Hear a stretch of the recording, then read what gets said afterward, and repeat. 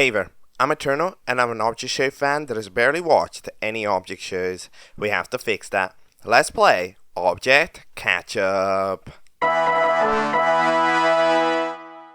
Hello and welcome into Object Catchup, the series where we discuss Object Show episodes right after watching them. Whether they're new or old, famous or unknown, it doesn't matter. We will get to it all. Now, for today, the concept is very simple. The idea is to watch Concept, because last time we did day 1 of Concept where we took a look at episodes 1 through 10. However, there is still more Concept to go because Concept just so happens to be a really big series with just a lot of episodes, right? So we couldn't actually cover it all in one day. Today we'll do the rest of the series. There are technically 4 more numbered episodes, which equal to, I think, like 7 more videos, because episode 13 is actually split into 4 parts. Yes, so I've roughly done it to be even, right? Because we took a look at like 10 there, and this is the other 4. However, the average length of the videos today is longer than the average length of the videos that we watched in the last episode. Because the last one had a couple of 10 to 12 minutes. This one, majority of them tend to, I think the average probably hovers around like an 18-minute range. So in general, less videos, more length, and this is Concept Day 2. Concept Day 2, just a reminder, Concept, series created by Quonndog, along with the team. It's theoretically supposed to release monthly, but yeah, not sure about that. We will start off here with, we will continue, I guess, with episode 11, which was released 11 months ago. It is titled Crowbar is in this episode too. Alright, I sure hope so. Let's go!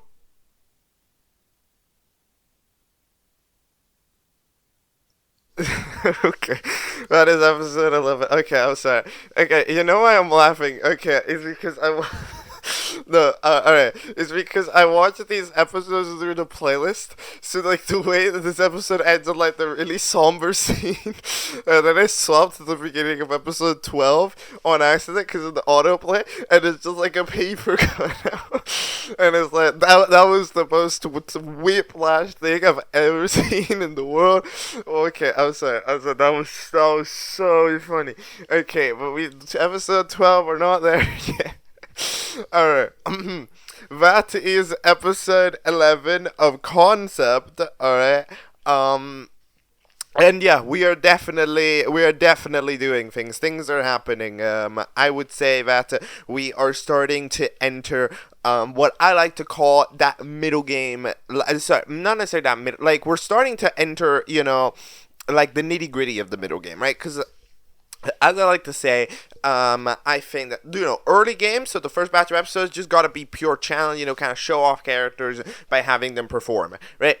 This show does that. Then afterwards, we start entering the games where arcs start getting built, right? So we start getting discovered. Yeah, Banana's doing this, Corny's doing that, right? And then eventually, right, we end up having, like, Mishmash is doing this, right? And then there's Superstar, who's off doing this. And then there's Lipstick, right? And then all of this stuff's happening, right? It's starting to happen. And now I think we're getting into the nitty-gritty of, like, that this stuff has been introduced primarily, and now is just developing, right? So, like, things are just properly happening, right? So we're seeing this sort of transition from the stages of the game, right? The stages of the show are certainly occurring, right? I would personally say that this phase is probably the longest phase in theory, right? That proper nitty-gritty middle game, that at the end of the day is majority of it, right? Like it probably tends to have, like, the next probably like 8 episodes relatively safe, like until merge, basically, right? This, like, ends up just being like the current stage of the game. But now that we've officially entered it, we get to see how the show plays it out. And I think the show's playing it out pretty well. Even though, like, nearly every single episode they go at the end of it going like, yo, we had to crunch.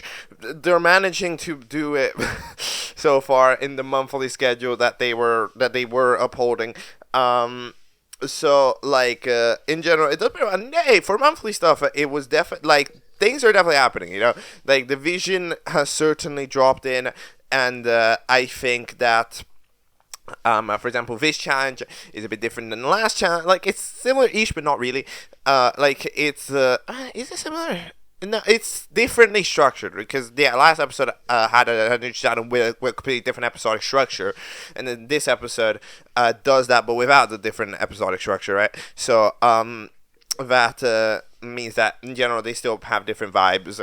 While also, of course, taking the time a little bit away to focus on other arcs. All right. So we end up having ourselves the fella's Lipstick ends up wanting Lipstick and Plastic Fort decided they're going to go over and confront Smith themselves because the Screwdriver ends up going, no, we can't do that because that is bad for everybody involved, and that is fair. There wasn't enough for this entire arc, and then of course what ends up happening, the main thing that like Screwdriver thinks but fails to communicate is like, yes, you need answers from Smith, but there's a degree of understanding that's like, okay, yes, however, you need to respect the detail, right, that you have to talk about this in a code way, right? Because that Smith has taken this from Mishmash. At the end of the day, it just makes sense, right? So because they do the paperwork, right, and everything. So even though they do all of this, right, what ends up happening is that if you just mention, yo, fold them, alright, gamers. It's like this isn't Smith's thing, right? So when Smith knows about it, it's not anybody else's fault, right?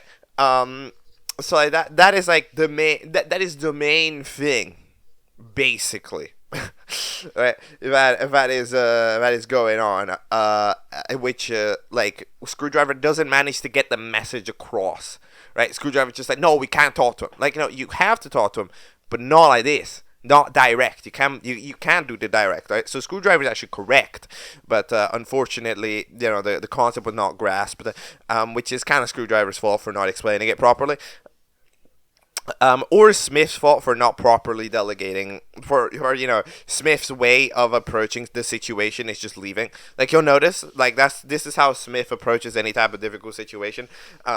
Even when they were having the conversation with Mishmash, as soon as they were having any conversation, they was like, "I'm gonna go away," and it's like, "Stop! you can't just walk away from your problems. Come on, Smith, lock in, defend yourself. Don't just try to run away. Be like, oh, I gotta get going. Going where? Like, come on, bro. No, not everybody can go hide inside of any Scotch. They got the special privilege of that. Okay, like, come on now. But either way, we end up having Mishmash not to want to, be sad, because, they didn't want to do the Scotch tape. They didn't want to absorb them. So Superstar decides, hey, what if I host? The other contestants are not exactly big fans of the idea, but they end up rolling along with it, because what else are they going to do? So then Superstar ends up inventing the last second of the contest, which is decided to build a gravestone because they looked a banana. Build a gravestone to mourn any ones that we have lost, because at this point every team has had a fair share of eliminations. Fair share. A couple have only had one. But a fair share of eliminated contestants. At this point there's when the 20, so we've eliminated half of, no, not really half of them, but a good portion. So yeah, in the meantime the interns go hey, could we go on break please? And Superstar goes I mean sure, because they don't exactly need the interns, which is fair enough. So yeah, Superstar is not exactly used to this position, but it's really interesting. However, to always see this when a contestant does the hosting dynamic, because at the end of the day you'll notice hosting isn't easy, because you'll notice all of these ways that Mishmash is kind of super over imposing on the interns or super over imposing on just anything at all. But when you see somebody not do that, right, like Superstar, you notice that it comes crumbling down very fast, right? Like you'll notice as soon as Superstar started the idea of hosting, immediately the contestants started booing because you see the here's the deal. One thing I always say, okay, is that if the host has respect for the contestants have respect for the host. This is true. However, if the contestants are used to a host that mistreats them, they try to mistreat it back. And so when the host switches, there is like a thing where like the contestants don't expect respect, so they disrespect the host regardless of if they need the respect or not. Then it goes for the interns. The interns expect to get disrespected, so as soon as they have a chance to not, they will immediately try to take advantage of the situation, right? That's kind of how this stuff goes. So I think that like it's really interesting to see Superstar do the job, and the same way that it's interesting to see like Dona take the hosting duties in B&B. It's cool. I like it. Either way, we end up having a Retro be the. I don't know what this Team 5 is just kind of stalking Retro for some reason. I'm not sure why. Like, you know what I'm saying? Yes, they were dangerous when they were half broken. Like, they're not anymore. You know? And also, y'all are very bad at this. But yeah, Banana ends up making the gravestone for Banana Jr. And because, you know, they want to do the challenge at the end of the day. And in the meantime, yeah, so they're on doing that. You know, Banana does the challenge. Squishy Cherries end up being distracted because Venti is sick, apparently, with the moron flu. So the team proceeds to go over, shrinking themselves and going into the ventilation system to be able to pour in the medicine. Well, first of all, I don't know why you can't just drink the medicine from afar. I don't know why we need to pour it in. Like, couldn't you just drink it? However, The second thing is that, of course, eventually this ends up getting the Squishy Cherries to actually be UFE because, again, the strong teams, you notice how they got eliminated. You see, like, the way that this team ends up going up for Elam, they didn't fail the challenge. And you notice this with these teams, that they don't fail the challenge. No, Squishy Cherries went up for Elam because they just fucking didn't do it, right? They just didn't care. They were just globally distracted by going somewhere else. It's in the same way that like the Power nearly lost that Moon challenge because they just half went to the fucking space, right? Like it just ends up being like it's an astronomical disaster. And like in general, it's not great. It is it's not a great performance from the team. I mean, yeah, it's difficult to say. Or something like this, right? Because, I mean, like, at the end of the day, yeah, the team's just doing the challenge, you know? But, like, this team didn't. So, they're up for you. Right? Like, there's not as much competition when what team just blatantly ignores the challenge. And it's because a lot of these teams, they do not understand the concept of, yo, maybe we don't all need to go. Like, you could send out Watermelon or whatever to go in the ventilation system and do the thing, or like send 2 people and then have the other ones do the challenge. But no, we all need to go do the side quest, you know? Like that's what the misunderstanding is going on here. But yeah, and going into the ventilation system. Either way, Pickaxe ends up, I think, just building a wait, what am I doing? Charger randomly compliments Pickaxe, which is something I've never seen Charger do, actually compliment somebody. What? I don't know what this team's doing. To be 100% honest, I think Pickaxe just tells, they just want to build a copper grave. Oh yeah, that was the idea. In the meantime, Milky tells the other fellas to do their jobs, as the leading figure. And then Superstar tries to comfort Mishmash. Something that happens a couple of times in this episode. We end up having a couple of comforts. How does this one go? We end up having Superstar kind of go like, I didn't want to do it. Scotch was my only friend and everything.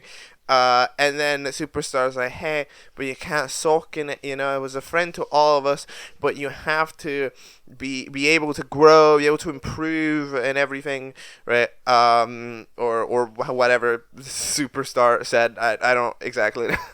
But like in general, that works enough to really be to work itself out. Again, it sort of asks as a concept, how this host actually functions, you know, because like I'm not exactly sure, like when this person, like, you know, it does the absorbing of the people actually like get them forever? You know, that's kind of the debate, right? Like he's got, because the way that this guy is super sad about it, right? Kind of implies the concept. I'm saying concept a lot. I'm sorry. It kind of implies the concept that like basically, they can get revived again, which I don't know. I feel like you could.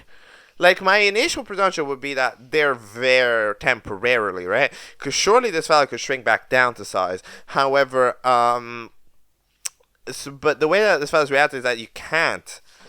Because like otherwise, you know, they could bring Scar State back technically at any time, right? Because at the end of the day, understand that like the problem with it is bias, right? Because like if you go, oh no, Scar State, you can be my intern or whatever, right? Then it's bias because like, well, you sucked up all the other ones, but not this one. But I can understand that would be bias. However, at the same time, does this host care? Who cares? Like, I mean, I feel like the host has got all the power in the world. I feel like it wouldn't like, you know, not much anybody can do about it. Right, in that situation, it's not like that. It's not that big of a problem. So like in general, that's how that goes.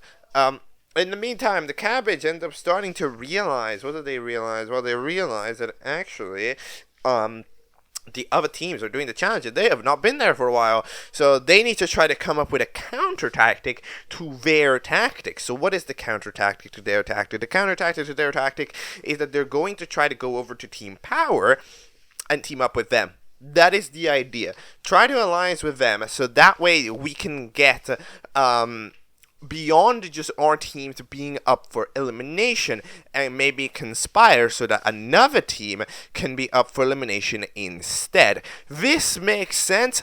However, I mean, like, it's not as good of a plan because, of course, I mean, in general, it's sort of the wishful thinking that goes, hey, we're not going to be up for Elam, right? Like, I mean, like, yes, you could try to make sure, but, like, your team might just be bad at a challenge, you know? Like, it's wishful thinking to imagine that you will never do that. But yeah, either way, we end up having Retro gets a shovel to the gold bar so that they can build their gravestone, which they don't even end up fucking doing.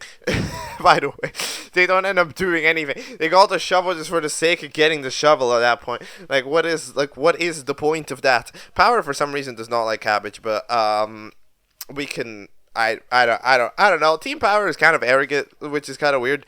I feel like they wouldn't, but they are surprisingly arrogant. Like, to literally everybody that's not on their team, but like they end up making it work. They end up getting the alliance signal. Okay, I don't know if it's actually gonna work, but we got alliance signal. All right. Then Banana ends up going over to Grape, who's sad now because everything's grim and sad and not happy. And they don't like that because it makes them sad and grim and unhappy, right? Which is fair enough. Banana goes like, hey, you know, everybody's experiencing the same thing. We just deal with it in different ways. So you gotta keep going for the people that we have lost in the past, and to keep it moving. And Grippy goes like, damn, I didn't know you could do all that. Oh, you know, they said it in a more heartfelt voice. But like, Banana goes like, oh, I don't know either, but. Look, I saw you. I remembered the small one. So yeah, that one was pretty solid. I think the conflict was pretty fair. I think that made sense. In the meantime, Cartridge and Knifey ends up making like an interesting gravestone. And in the meantime, we end up having team the Power end up taking over the corny stuff because yet again they're like, yo, hey. You can't escape yet, so you might as well delay your travel. But, okay, I'm not gonna lie, I feel like, dude, here's the deal. There's, like, this rocket would probably, like, I don't know, it's so, that you can kind of tell the time diagrams based on how much, like, something is quote-unquote important, right? Because I'm telling you, bro, like, they're literally... In most shows, and even in this show, it would do this joke. I'm telling you. Like, when a team has to go to the moon, you will just have one guy randomly show up and like, hey, let's go to that rocket I have now. Like, they would do that. You know? All these shows do this all the time. Randomly in rockets that everybody had now. Right? But then since this is a plot relevant thing, right? This is a story. Right, then we need this one, making this one rocket take like 5 months, like, and every time like this team is just slowly delayed. Is that the tactic? Did they form the secret tactic to just slowly take this fella's pieces? You know, like, so they'd be like, no, this guy's gonna build this rocket because we're just gonna slowly take away the pieces of this guy's rocket. Like, what do you mean you can use the engine? Like, what? First of all, what's the point of the... Hold on. You're building a gravestone with an engine, and then you didn't think that they're... Okay, and you didn't think about how not making sense that is... I don't... Okay, look, I don't know. But anyways, then eventually Smith gets teleported to the Apple Land after Mishmash confronts them about the folder. They show off the folder and be like, hey... We need more respect as interns, okay?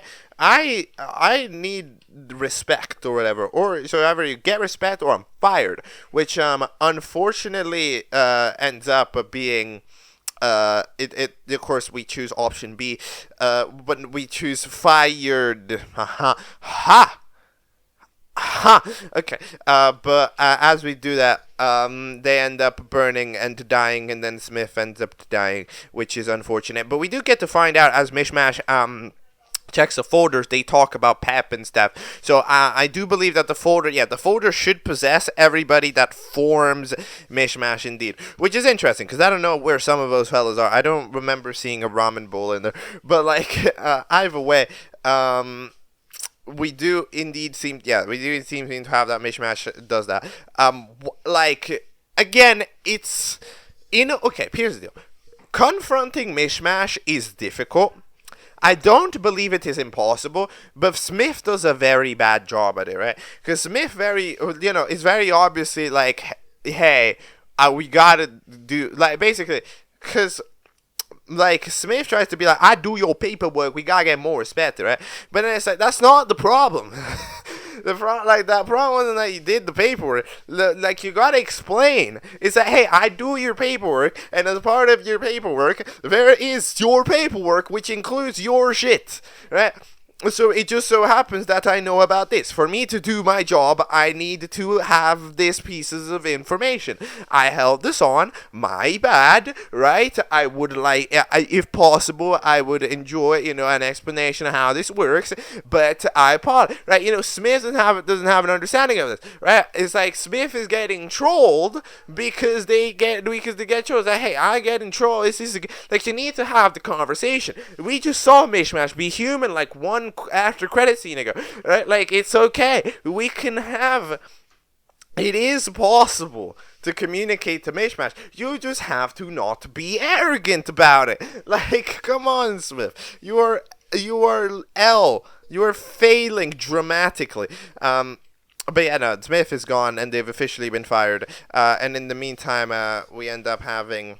Lipstick and Plastic Ford were also there. Somehow they managed to not get found, despite the fact that Plastic Ford were talking all the time. Maybe they're coloring in a coloring book. Plastic Fork reminds me a lot of Blueberry from Object Show. I'm gonna be absolutely for real. Those two are very similar characters, right? They are they're like the equivalent to each other. They're like extremely similar right now. At least the current Blueberry, it is close. Anyways, eventually Mishmash ends up going over to actually do the challenge, host the challenge, but they don't care this episode, right? Because, they're sad. They're both sad and angry and distracted, like, they're not caring about it. So they just take anything, and it counts as a gravestone, and the squishy cherries are the last team to not have technically a thing, which means that they're up for Elim. They end up complaining, saying that it's Venti's fault because they were unlucky. Again, no, they weren't. Okay, maybe the flu was bad luck. Yeah, sure. Okay, we can say that. However, it's not their... You guys went all in. You know how easy it was to make a gravestone. Did you see they literally dunked the fella in the ground and called it a gravestone. You could have had one fella take one piece of a tree. You could have... The stale bread probably counted as a fucking gravestone. Right?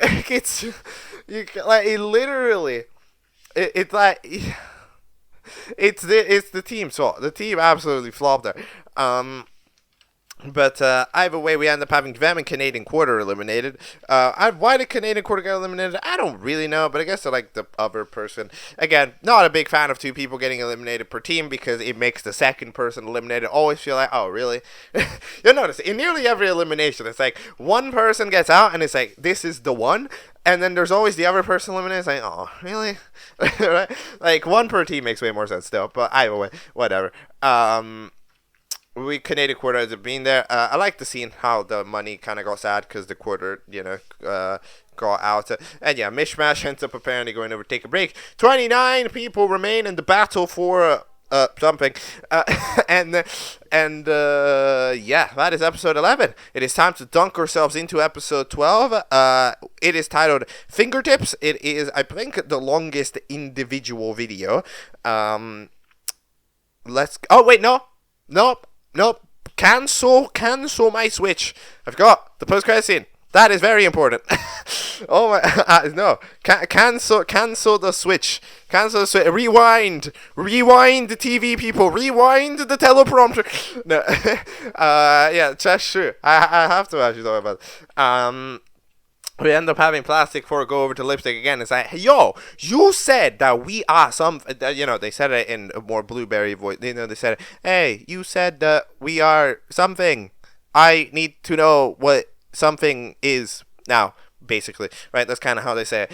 And Lipstick goes like, yo, I know, like, I know that, wait, what did you say? I don't know where we are. That's what he said. And like, Plastic Fork was like, hey, but we are just us, no? And Lipstick is like, yeah, but would we be like more? And Plastic Fork is like, hey, do you want to be more? And then Lipstick ends up, well, I mean, we don't technically know if they take the hand. They could not. However, the presumption is they do. Right? So yeah, there we go. I'm telling you, the material works. And yeah, I mean, it's cute at the end of the day, right? Because you can feel the respect that ends up getting done there, right? Because at the end of the day, Plastic Fork does the Valentine's Day card entirely for no reason, right? Like, it was not a needed thing for the challenge or for anything, right? So, like, you can really see how, like, that hits, especially considering how, at the end of the day, rare intra-team shenanigans that aren't directly, like, oh, I'm gonna destroy you, that are, like, challenge-related, like, how much, like, people from between teams talk other than challenge-related things, right? So you can tell that it really hits because, like, it's the only person that has done that just in general. So yeah, good stuff. Ship. All right, episode 12 for Rio. Now we can actually go over. It's titled Fingertips. Here we go. Go.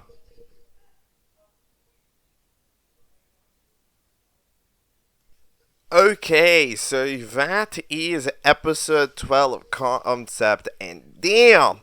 Okay, I'm not gonna lie, that elimination kinda hit. That elimination kinda, that one did the thing. That one hit, I'm not gonna lie. That's definitely, I think, the most solid elimination. Probably the most solid. Isn't the most solid episode? It's roughly the most solid episode. It's like it's another one of those episodes where, like, it's definitely very distracted as an episode, right? Like, it's like the amount of time that we spend actually doing the challenge in this episode, not actually as much as you'd expect. It's still a while, but overall it's a very distracted episode. However, that gives it a lot of time to marinate arcs and stuff. Which means that things are certainly happening. So yeah, as far as I would say, yeah, this is currently my favorite episode of Concept. I would say this was a good one. I liked what I saw in this episode, absolutely. So let's start at the beginning, alright? Let's start at the beginning because, as you can, I guess, see, that the beginning was an April Fool's thing, where we actually in IRL. This is the famous thing that BFDI did, right? BFDI during April Fool's did the famous, budget cuts puppets, and then for the first minute, they did the show like that, and then they stopped doing the show like that, which is, which is interesting. But yes, we do indeed do that for April Fools. Then it turns out it was actually Mishmash's joke because it's April and it's the April challenge. Again, I am actually quite a fan of the fact that the challenges have been themed after months. If we're gonna do a monthly series and we can reasonably believe that we're doing the monthly series, then yeah, that's pretty cool. It is a little bit, it's dangerous for sure, because in the situation where you do miss the deadline, you look really dumb, right? Like, for example, if the April Fool's episode couldn't come out in April, then it's like, what the fuck?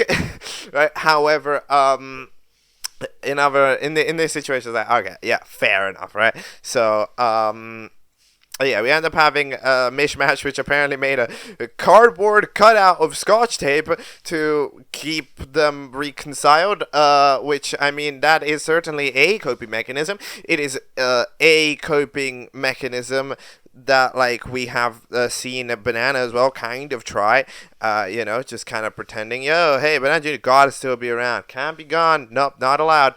So that is something. There's a couple of similarities between the two arcs, right, between the two situations here. However, I think that they're different enough, especially because of like the whole contestant, so the team has to deal with it, compared to the host, where like the contestants themselves don't actually have to deal with it, right? It's kind of just a different, like they can, however, it's complicated because you certain stuff or like someone else where like the team has to confront Banana about whatever the hell because it's sort of just a part of the team, but in this case, like there's not a forced comfort basically, which means that something's up. Superstars there, kind of trying to help it, but like it's being a little complicated. Challenge it. Tell me a joke. Perform a stand up. To me, the team that does the funny is safe, and the team that does the least funny is for elimination. Well. That's actually not true. That would not be possible because the way that the challenge ends up functioning is that like if they laugh at your joke, you are safe, which means there's no way for the least funny team to be safe. No, it's just the last team to make me laugh is eliminated. So the challenge is explained wrong. However, either way, the challenge pretty much made me laugh. You'll be safe. Oh, well, no. So, fair enough. Well, the fellas end up, ideating some jokes and things to try out. And it seems like they're doing okay. I feel like we've not, like, nearly nobody, surprisingly enough, clocks are like, Mishmash is kind of weird.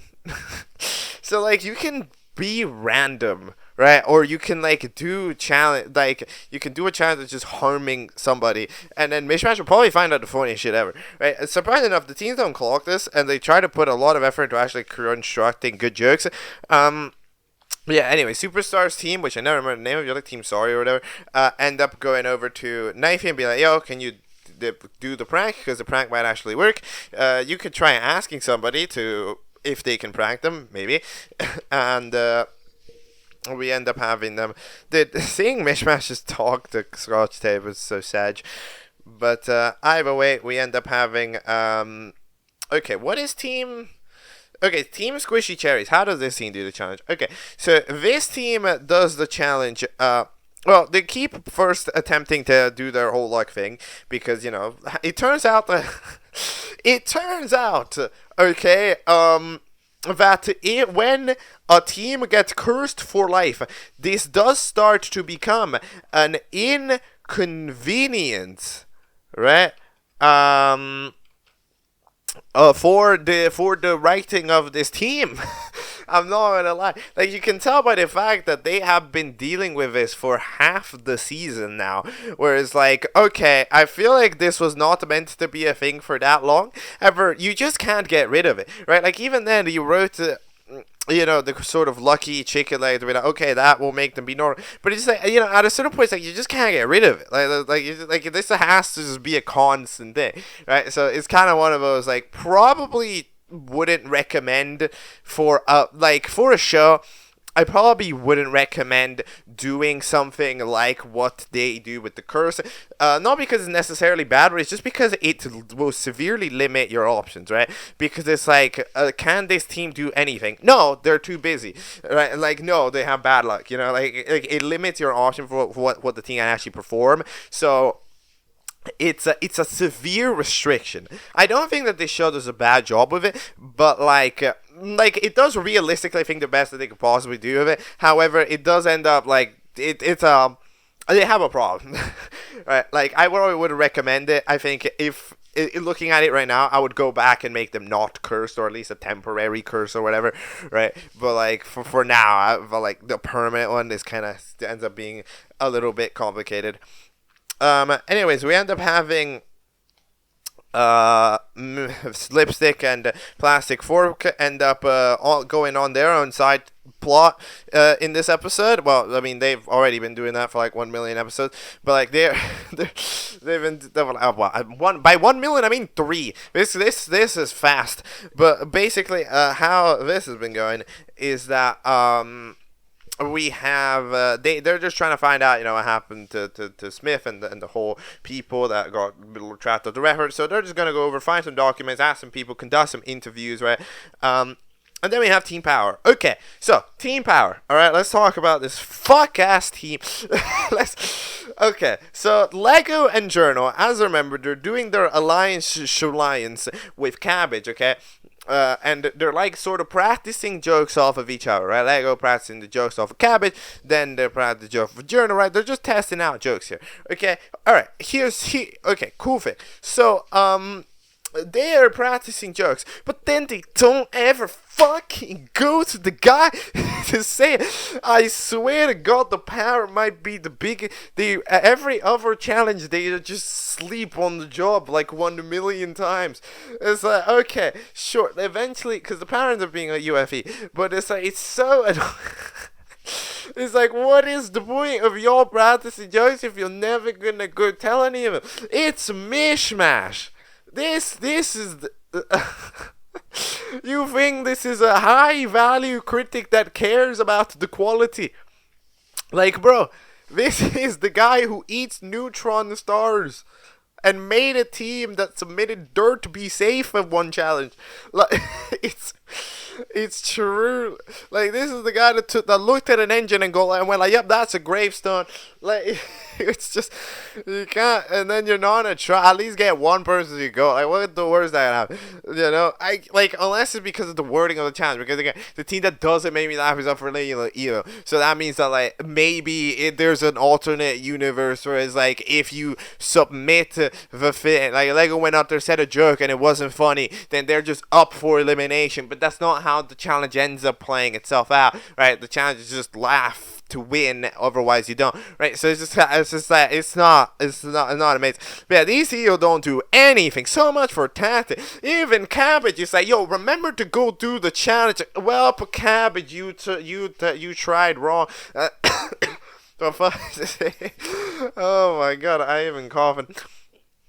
Even Cabbage predicted and they didn't listen, bro. Like, what the hell, no? Whatever. So, like, they're practicing their pranks, the shock prank, right? God, I fucking died over here. Like, they're, like, shade the hand and the shark bracelet, and it's like, yeah, that could be fun, that would probably be funny, but they don't try it. They just bail on the idea. Like, they just do this scene, and then they don't do anything, right? And who ends up trying to do it is Power again.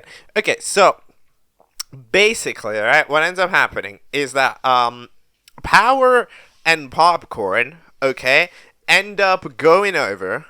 All right, we'll just talk about it. Well, I'm trying to sort of combine team by team. Okay, so what happens is Popcorn, as usual, is being a Power superfan, right? And Power is telling jokes like, I am Power, maybe, or whatever. Like, they're barely even counted as jokes, right? And then they ask Corny for some constructive criticism. And Corny, because they, for some reason, really are a fan of being, like, a contrarian, they end up going like, yeah, I'm gonna say it, your joke kind of sucks, right? Which is, like, it's not great. I mean, like, if you don't care to help your team, I don't know Corny. Corny is, don't understand the guy. But anyway, they end up going over, and so Power gets pissed, because, like, you said I'm not funny? and they end up murdering the corny. Right? So then we end up being like, no, we gotta save your public image, and they make them the president of the U.S. So now they're distracted, so nobody is doing the challenge on Team Power anymore, because Plastic Fork is off doing whatever. We got Corny's building a rocket somehow, not done yet. The other fellas are not doing the challenge because they don't feel like it, and then the other fellas are becoming the president of the United States. So the power is just gone in 1,000 different directions. Okay, and then the last second power goes out. Okay, fine, I'll do the challenge. So they end up asking Corny, yo, give me a joke. They give the joke, and then power goes over, and they can't remember the joke. Ah, la la la la. Oh, of course, power can't remember the joke. And then it's like, but I don't know why they don't just come at, like, remember, Power was is the funniest person in the world according to Power. Why don't you just say your own joke, man? Again, it probably works. Well, give it a go. Like, come on. Like, give it a go. Say, like, I am Power. Like, maybe Mishmash goes like, you are Power, you are safe. You know, like, they would do that. It's Mishmash. Mishmash is on, like, a reverse mentality right now. Like, they're literally talking to a cardboard cutout of Scotch tape. Like, it's... But yeah, no, this team threw like omega hard, and every time the Power lose, it is an omega throw, like a throw of omega quantities, like literally. But either ways, yes, Banana ends up going over to their house where they're doing the ultra comedy. So what the hell does this team even end up doing? I don't even remember. Oh yeah, Screwdriver takes Big to court. Dude, what? Why did they even do that? Wait, why? I didn't even understand. I mean, it was funny, but like, what? Team 5, okay, so Team 5 eventually decides to make a sitcom, and then they accidentally burn down the building. However, violence is funny, so it turns out that they are safe because they laughed at people being burned on fire. Yeah, to be fair, I mean, like, you saw how much the quonndog saw how much Mishmash enjoyed Smith burning. So yeah, that's like a thing that I guess happens. So alright, then yeah, the Squishy Cherries. Okay, so this team ends up deciding that we're gonna have Watermelon teach jokes, okay? We teach you how to be funny, because apparently Watermelon is good at being funny because of the time that she read books to Slice or whatever. Okay, sure. Alright, sure, we'll go with that. And then as they do that, we end up having... however, I guess it's not going great. So then we decide, all right, let's read the ritual. So they end up going into a book and reading in a book. Right? They read a spell from the book. So they opened a book and they read a book. Yes, true. And they made Cap be super comedic. So they went over and they told Mishmash joke after joke after joke, and even though one wasn't funny, it was slowly picking up. You know, it was getting funnier, and it was getting funnier, and it was getting funnier, and eventually Mishmash managed to do it. So good job, Squishy Cherry. You managed to clutch up. You did good, and you are safe. So yeah, in the meantime, okay, what are these fellas doing? So the interns are now sad that Smith is gone, even though they didn't talk to Smith. But you know, this is a tag team of epic proportions. And then they end up deciding, yo, we should build an epic statue. Let's go ask Superstar, because Superstar was kind to us.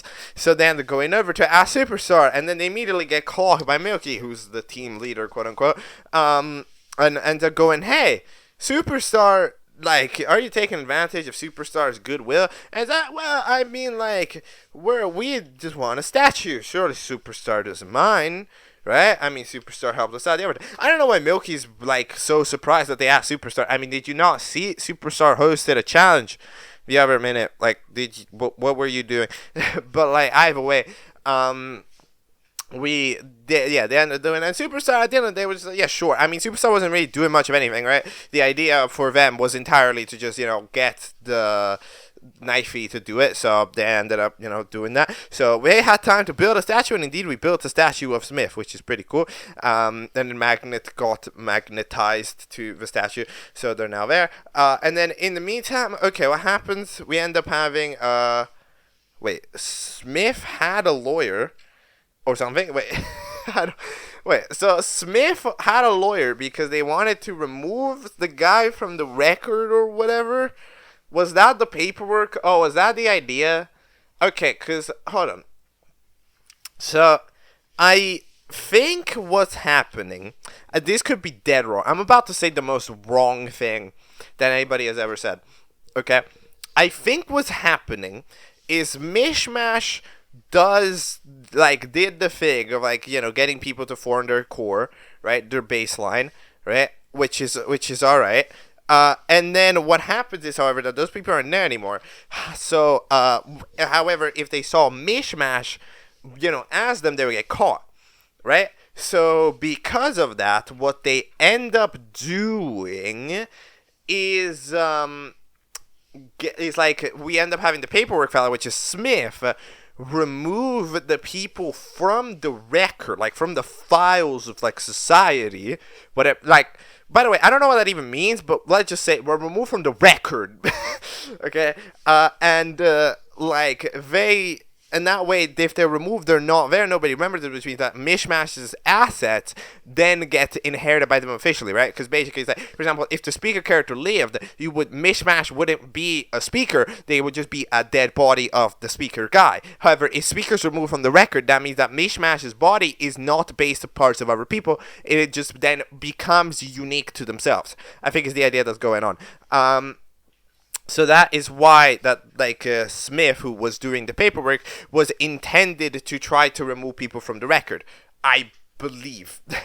So they ended up working out with Screwdriver, who's the only lawyer who lawyers around here, because there's nothing else here. There's just this fucking grass with buildings.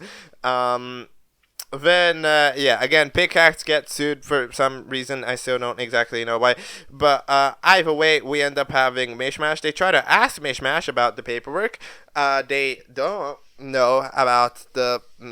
Mishmash doesn't say they know about the paperwork. However, they probably do. Or they don't. I don't really know. It's Mishmash. I feel like they probably don't know what their paperwork entails. So let's just say that no. Plastic Fork has the best idea they had all series, which is to try to talk to the interns. However, they had the unfortunate problem that the interns are about as dumb as Plastic Fork themselves. So it turns out that that is just one hell of a useless team. The interns are a disaster. So it doesn't end up going great. What happens? Okay. All right, hold on. Random other scene that might be extremely important, okay? So, Milo, alright, gets absolutely dunked on by a bunch of chickens, okay? And they kind of pass out. So, as they pass out, they wake up somewhere around a deserty area, alright? And then it turns out that they find, sort of a station, and then they end up hosting the news from their other from their other Milo, and they proceed to try hosting the news for some reason. It'll be raining cats and dogs, and then Retro comes by as the other news presenter, and they end up doing that. I don't know what that's really on about. It's it's presumably just like a dream, because I don't think that much exactly happened. However, it's interesting to know that Milo was also a presenter along them. You could kind of have to tell, but it's interesting to know. I really like these posters in the background, dude. The rocket parts needed to go home. Mind of the Rich and autobiography. Why is Gob's post called Gob? What? A post, a freaking power thing. And then very soon after, by the way, they end up. Knifey ends up giving up on trying to ask people politely for a prank, and they just yeet somebody at Retro. And Mishmash just successfully find it funny. I'm telling you, it's so easy to be safe. These teams are overthinking it. But either way, Retro ends up getting hit, and it's not looking great. Because, Retro ends up starting to go evil every time, until they get stabbed. And it turns out as they get stabbed, they temporarily die. So okay, so they end up going in this era, and they find freaking peace, and they also find the pep, which is very interesting. What does pep say? And they said you're dead, lol, and then they died, which is extremely intriguing. Right, like extremely intriguing, because of course Pep and Peace are also, dead, as in they been absorbed to the mind. So it does bring in the interesting question of like, is that the place? Is that a real thing? All right, that's the question that the answer is needed, right? Because it's like, is it? Oh god damn, it could be, because like it would, because that changes everything. Basically, right? Because right now there's the one question that has been unanswered. That's a big deal, right? Is when Mishmash absorbs somebody into their own body, are they literally gone forever, right? Or is Mishmash able to undo an action? Basically, right? So the factoid is, if that Deadland is real and those fellas are hanging out, right, in the same way that a character would hang out in maybe even an elimination area, right, then like at the end of the day, they probably can't get brought back because they're still within a conscience, right? They got that conscience there. However, if that is just Retro inventing themselves an afterlife, then probably no. I don't know. It's really interesting because Retro kind of had the interesting situation of it's like Retro can be half dead, kind of, right? Where it's like they're shutting down still. So there's a bit of an insurance, so maybe like it was one of the few characters that could actually pick it up, because of course there still can be electrical currents running, but you've kind of broken, so that means that like, you can be maybe in the Deadland while still half functioning, right? Something along those lines. So maybe you can pick up a quick memory from the Deadlands, but then when you get revived you don't remember anything. Oh dude, this is interesting, isn't it? This is interesting, isn't it? I feel I'd prefer that to be the case rather than just the boring answer of Retro just made that shit up. I think that would be more entertaining. But either way, yeah, that's what's going on with that. I hope it's real, because I think the concept of recovery being sort of an option is more interesting than the be-all end-all, right? Because, I mean, I understand that the be-all end-all is kind of, like, it increases the stakes, right? However, at the same time, while it increases the stakes, it decreases the potential, in my opinion, because, like, there's kind of just less you can do, right? Because, I mean, if the character died, they died. Right, but at least with the possibility of like a recovery, or like having the people from there try to act, right, or anything, or eventually, maybe Mishmash doesn't even know, right? Like there's a lot of potential things, basically, that can function. There. But anyways, okay, let's talk about the elimination. So, the power ends up losing, as I said, because they don't do jack shit. And they proceed to go over as Plastic Fork tried to do the challenge. They didn't do it anyways, by the way.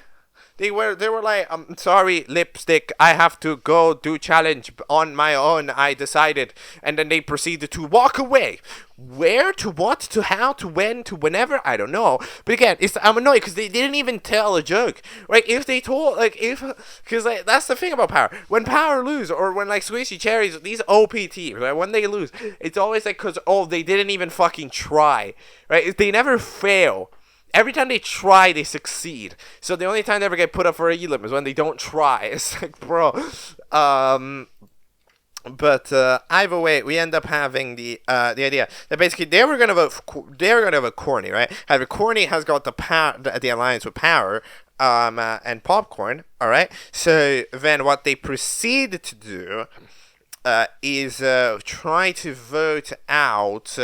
It's like they basically go like, Corny is roughly aligned with those two, so that means that Corny can convince them to vote somebody else. So Corny can probably convince them to vote for Journal, right? So Journal, so that means that like Journal could get that team onto the vote for Corny, yes. However, at the same time, while they could do that,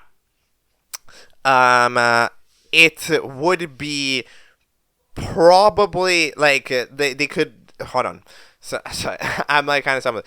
Corny could tell the power people to vote for Journal, and that means that even if Journal team would get Corny out, it would be Corny and Journal, and they wouldn't like that, right? So they're like, yo, vote with me with power, and then we're good.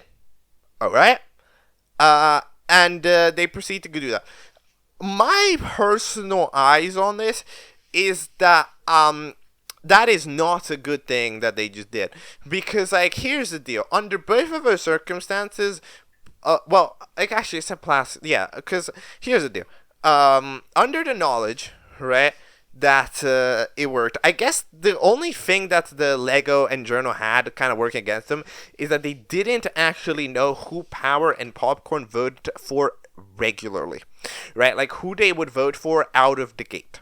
Right. However, I think the talk with Corny would imply that like Corny can get them to vote Journal, so they wouldn't be already voting Journal anyways, right?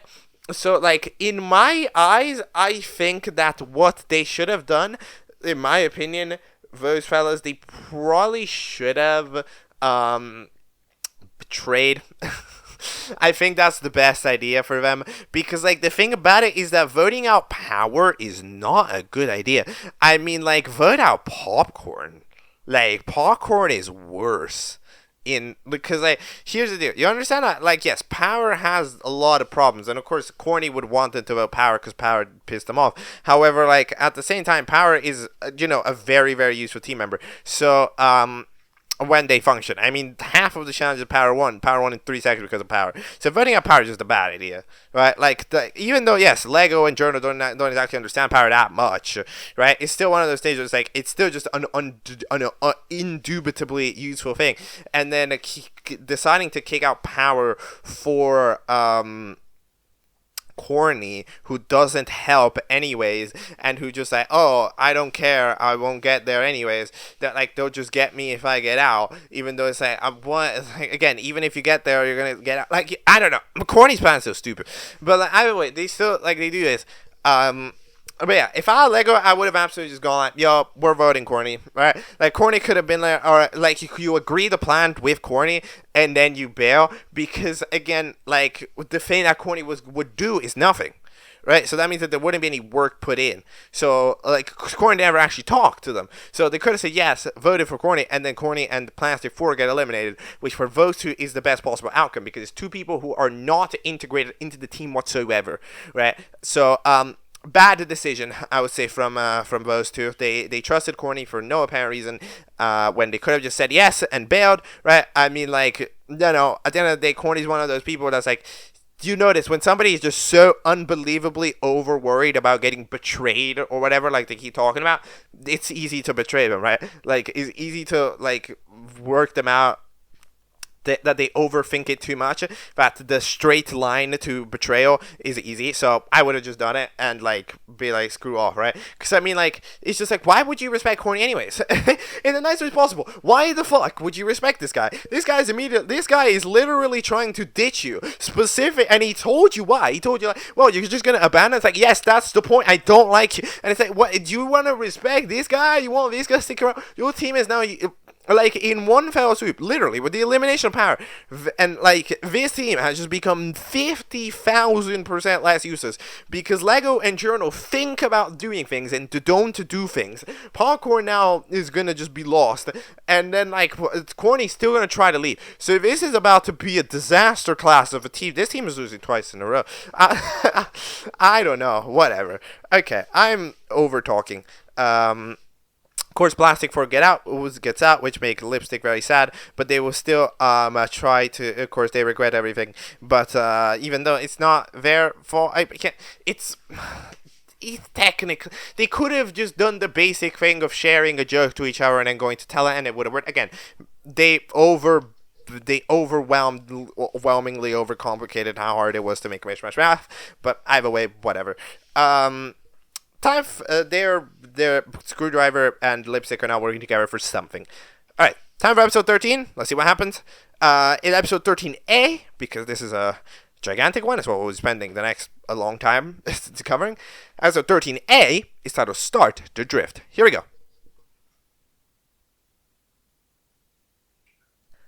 A. That is the first part of episode 13. So, we have ourselves a deal. Okay, first of all, I'm just going to point this out. You might be asking, why am I taking a look at this as in A, B, C, and D, when I could just take a look at episode 13 as a whole? The entire reason is the playlist. There's no other reason. If the playlist had decided to drop by episode 13, the compilation is like an hour long, into it, I would just do that. However, it didn't. It has on the concept playlist, there's episodes 13A, 13B, 13C, and 13D. So I will trust the playlist that the creator has provided and watch the episodes in the order of 13A, 13B, 13C, and 13D instead of as a unit. Okay? That is just how it is decided to do. Anyways, it is a concept's birthday. Yes, May 1st.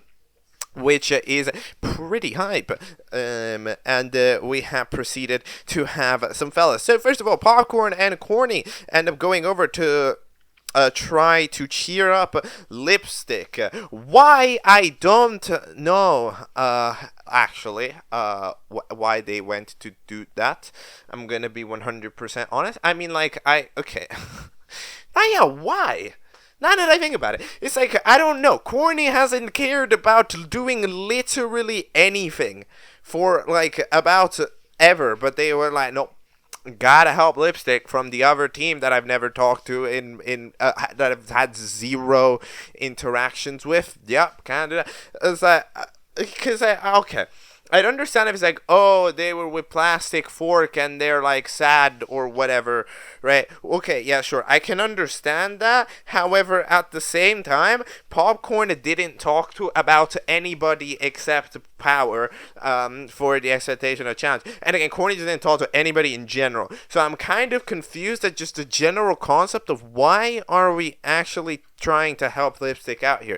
You know, like, I'm not trying to beat this about like, no, don't help Lipstick. No, yes, you can help Lipstick. It's just they have no reason to. Right? They had no reason to even notice Lipstick was sad, right? Like, it's kind of one of those things. At least like Mishmash, like, yeah, somebody has to notice it because like it's Mishmash, the host, you know, they actively affect anything. But if Lipstick's sad, that is not actually a thing that Team Power has to worry about, right? So I think it's weird that they are. But either way, Lipstick is upset that Popcorn tries to, Popcorn and Corny are like trying to help out. However, they're not exactly understanding because they're trying to do basically, right?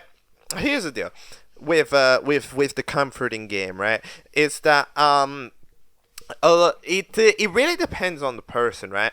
Because there's this thing that you do sometimes, right, when you're trying to comfort people, is that you kind of have to draw a parallel, right? Because when somebody is, because like it sort of puts you in a position of not necessarily authority, but like somebody that can be trusted, right? It's when there is relatability, right? So that's why when you draw a parallel, right?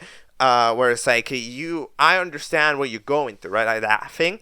Where it's like when you know that somebody who has gone through it ends up, is telling you that it's okay. It's just directly worth more as a value than somebody who isn't, right? So in this, because like at the end of the day, they don't know. It's like, how would they know it's gonna get better, right? Like they're just like a superstar comes in with that. It's like it's kind of complicated, you know. Like superstar can do it to Mishmash, and Mishmash is kind of weird. But like to Lipstick, it wouldn't work, right? However, in this case, it doesn't really work because the parallels that both Corny and Popcorn are drawing don't make a lot of sense, right? Like, Corny's like, talking about a place that, yes, he lost a place that's stripped out of him. Again, still believe that, like, the timeout of the show is a whole thing, right? The timeout of the show feels very random, just gonna be 100% for real. However, other than that,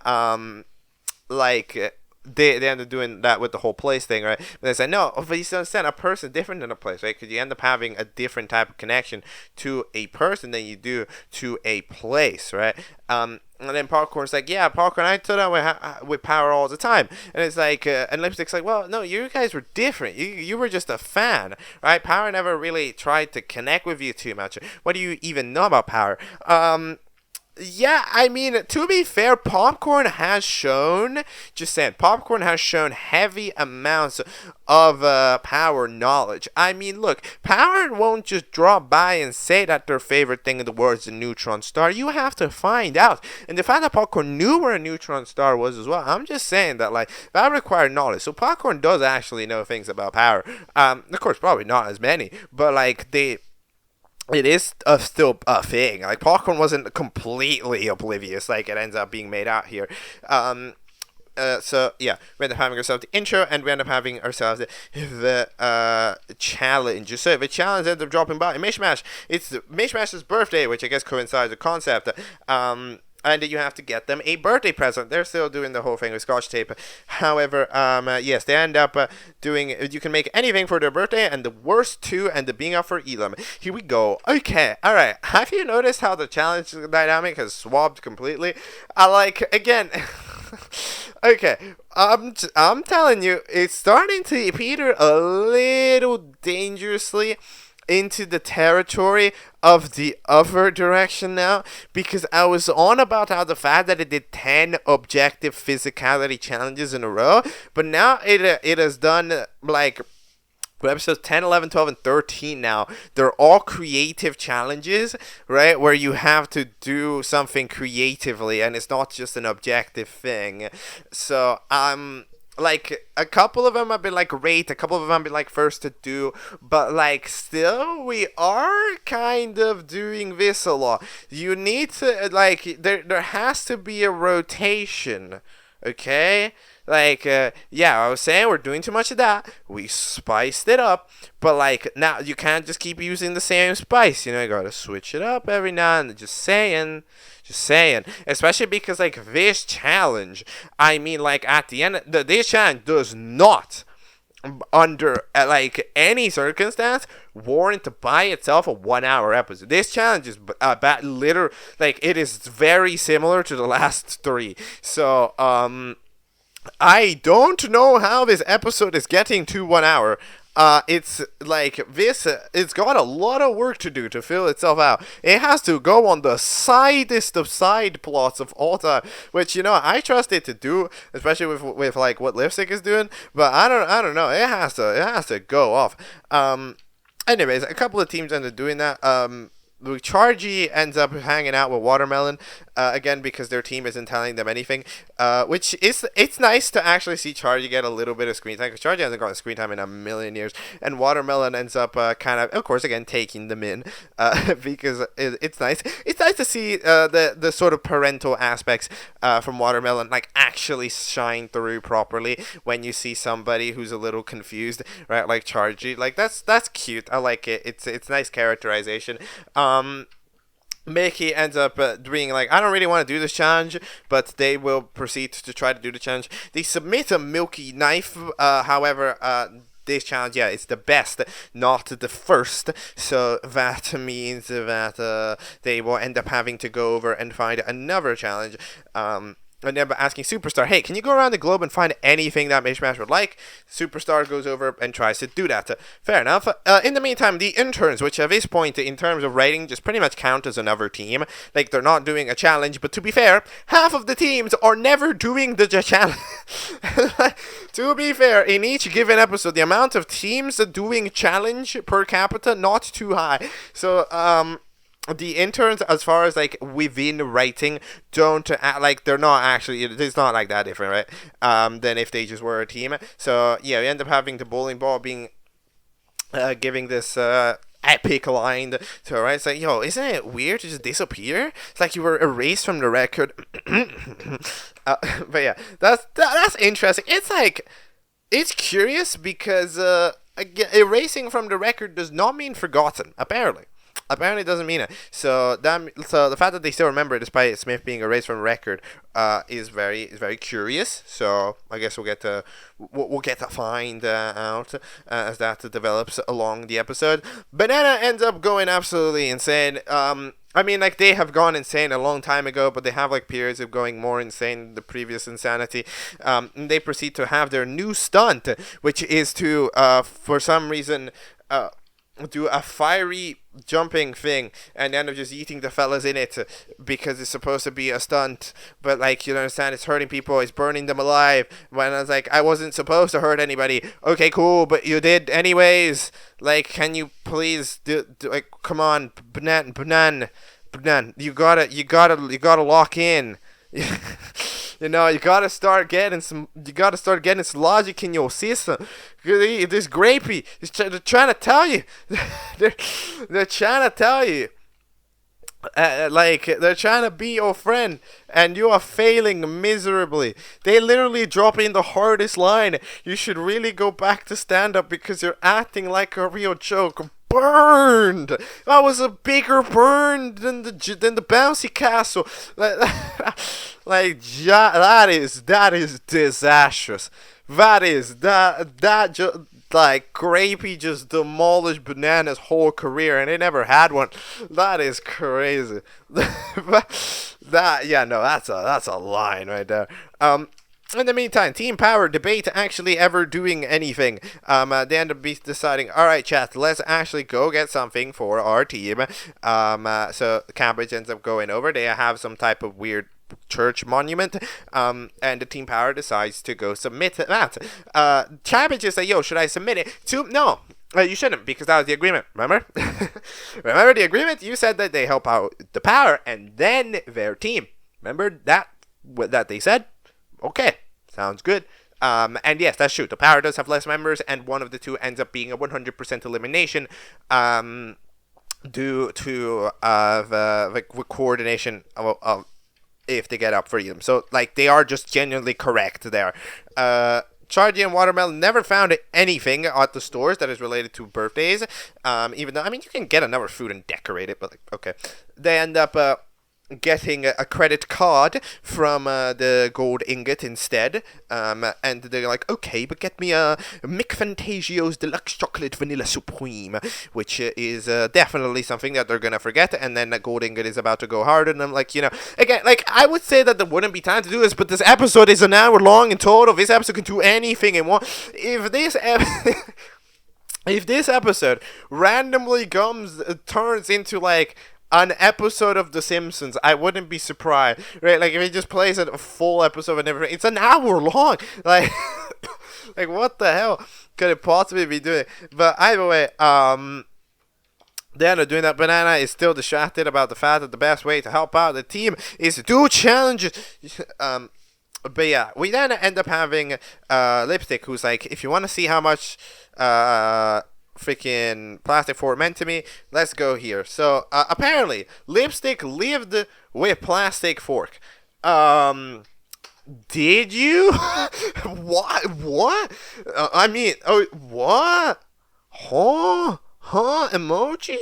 Okay, so that's the first time we have seen, like, first of all, character live outside of the show grounds, but, like, second, again, it's just that a lot of the things that this show does really get hurt by the monthly implication of it, basically, right?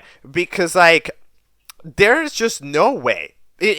I'm sorry, but there is just no way that I can realistically believe that considering these two became a thing in episode 11, right? At the very, very end of episode 11, right? And then in episode 12, we already had the elimination, right? This means that under the monthly structure of the show, which is objectively how it works because of the way that the challenges are themed, like, they work within that in history as well. This means that, like, at literal maximum, Plastic Fork and Lipstick live together for 1 month. That is the maximum amount of time that would have been possible. And it's like, Would it really? Like, I'm sorry, but it's hard for me to consider it that big of a deal when it's just for just that little time, right? It's in the same way that like an episode at this point I don't even know that where they what episode was it? Like episode 5, right? Yeah.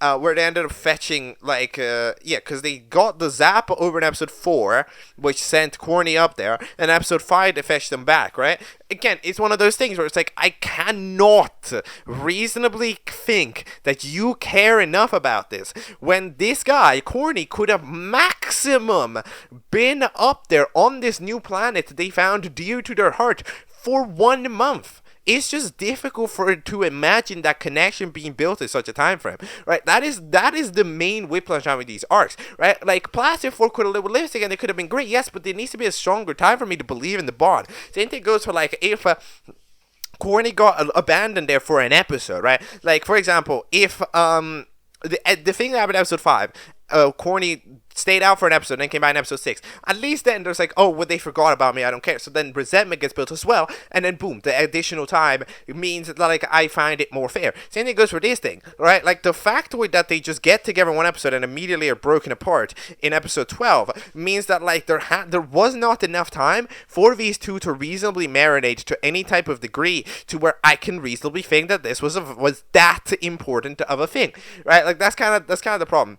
You know, at least with, and you see, it works for Mishmash because like even before Mishmash leaves, even though like you'll notice that at the end of the day, it is, by the way, a thing that that gets like that gets pointed out immediately. Like it's one of those things. Mishmash says, "I hope you don't die in episode 9," and then they proceed to die in episode 10. Right? Like this show just has a bad problem of not giving enough time for things to happen. They just don't foreshadow things enough. They don't let things marinate. Basically, right? Like Mishmash ends up being like, Scotch Tape, you're the favorite to set up Scotch Tape's elimination, but you need to let that marinate a bit, and then the elimination hits, because then it hits harder, right? Then it goes, you need to let Corny stay in their house for a little bit, right? Stay in the planet. That way, when they get taken out of it, makes sense, right? Instead of just going immediate, right? Same thing goes, like Plastic Fork and Lipstick really needed like an episode or two where they're like together, you know? And there isn't drama. You know, because like then that would have made the eventual tore apart bigger, right? That's the one thing that this episode is suffering, that this show is suffering massively from. It does the arcs and they're smart. However, it suffers from the fact that it doesn't foreshadow enough. It needs to form a plan, and not for the next episode. With arcs, you need to form a plan for 3 episodes forward, and you gave yourself the luxury to do that by having contestant vote in what, in my opinion, still is a very viewer vote oriented show in just terms of vibe and general status of it, right? So you gave yourself time to imagine it. Use it. Okay. Right, like that's kind of that's like the main thing that I have here to say. I know I'm running very overtime on this, but like I think that this is important, right? Because it's gonna do whatever now, right? And like the perspective is gonna change, so that means that like I have to say this right now, otherwise it's gonna change as 13B comes along. So like that's like the main thing that the show suffers from. It's absolutely. But even then, at the very least, right? Even though the Scotch taping is technically foreshadowed in episode 9 and happens in episode 10, at least with that one, you can see the traces of where they got it from, all the way from the previous episode, because it was always Scotch Tape asking. So at least in episode 9, you can see that there was a build up, right? Basically, this show has no build up. That's the bit. It gives us one episode of build up for everything, and it just never hits us hard. Episode 13B is titled "Get in the Bunker." Go.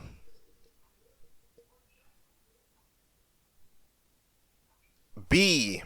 So that is episode 13B of Concept. So, gonna be honest, looking back at it, I'm very glad that I got everything that I wanted to talk about with 13A out of the way at 13A, because what the fuck happened here?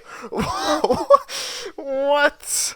Okay, remember how I said that the challenge didn't deserve to be an hour long? I mean, it doesn't, but like the episode, yeah, I mean, there has been a major altercation, I must admit. Damn. Okay, I see the issue that is currently facing the I see why the episode's an hour long. I am understanding. Okay, by the way, hold on. I'd just like to point this out. So, at the beginning, it points a warning. It is strongly advised that you watch the first part, Concept 13A, before watching this episode. I'm sorry. Does that mean that you don't recommend? Well, it's kind of like, I mean, it's kind of a no shit, right? Like, you watch the first part before the second part. Then it is strongly advised that you watch Concept 12 before 13, and you watch Concept 11 before 12, right? Like, I don't know if this is necessary, but it's being pedantic. Anyways, I usually like to talk about the events here in roughly the shape and order that they happen, but here I can't do fucking that. The continents have been merged. The continents, dude. Okay, so what the fuck? Alright, so I'm just gonna. By the way, first of all, I like to say respect on using A's, on using letters. I think that people nowadays, that want to bump up the episode count, they'll be like, no, we're not gonna do A's, B's, and C's. That's confusing, as if the most popular set of episodes is in BFA5, right? So, shout out to using A, B, C's, and D's when they are opportune, which this is an opportune for it. So, shout out to that. But beyond that, yes, this is the main thing. So Banana decides that they are going to do a universal prank, alright? They will do something crazy, something never done before, because that way nobody will be capable of ignoring them. So, yeah. Okay, I mean, it's kind of difficult to talk too much about Banana, because the thing about this guy is that this guy is a ignorer, right? Like, at heart, which means that, like, it's very frustrating to watch this character, because, like, they're not a listener, right? They will ignore anything people say. They have to have, like, their mentality has to be the correct one. They cannot be wrong. Things that they don't like cannot have happened, and they have to be doing well. It is just a forced thing about it, right? Which means that, like, at the end of the day, like, it's not like Bananas doing this because they've been neglected or anybody hated them or anybody else. Like, Bananas, like, people have just been extremely honest.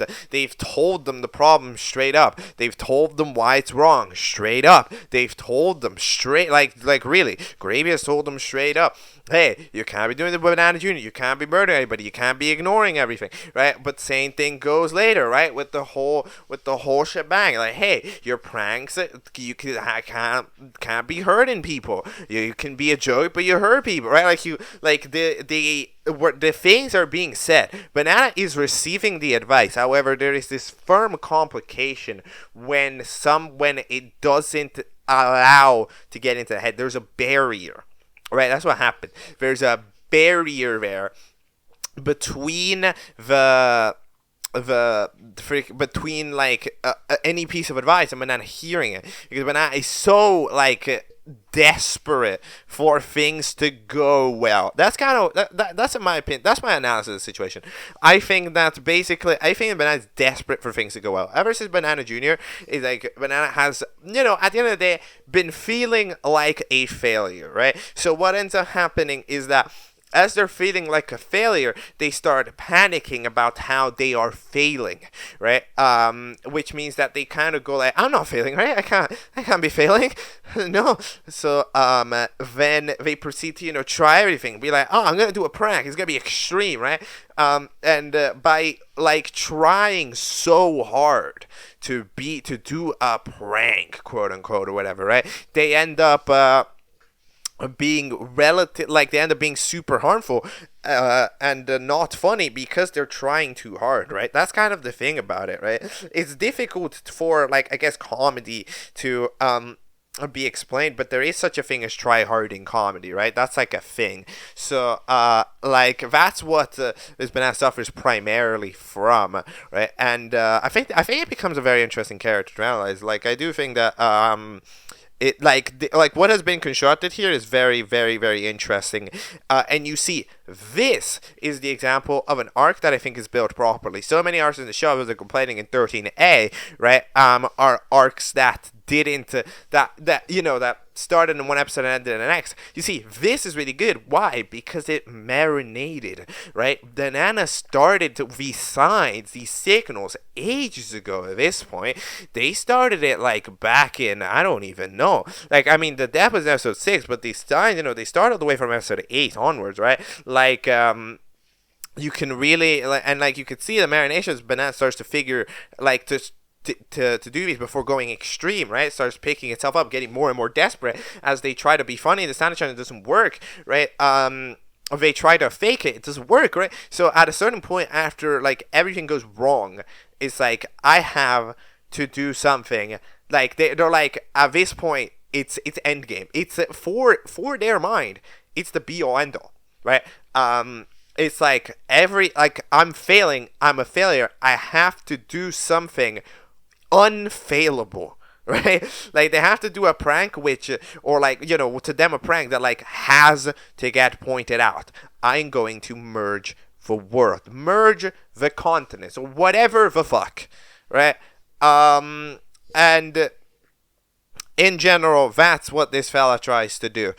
Which, yeah, I mean, it's a very interesting, it's a very, I would say, a pretty good sign. I say it's a good mental. Like, if I can analyze this degree, again, I might be wrong, by the way. I'm saying my personal pitch in, but maybe it's not that deep, right? I mean, at the end of the day, this show's written monthly, right? So, maybe it's not that deep, but like in general, it's I believe it's some pretty solid work got made. Here he has the idea and he ends up developing over. He takes the rocket that Corny has, which by the way he made, what apparently was fully functional. Dude, this guy made Banana, like, of 2 hours did managed to fly the rocket that the Corny would try to fly for 7 months. Like, this guy, Corny's just washed. I'm not gonna lie. Corny arc is so over. But, but, yeah. I will point out, there is absolutely no way that this fella would be smart enough to do what he just did.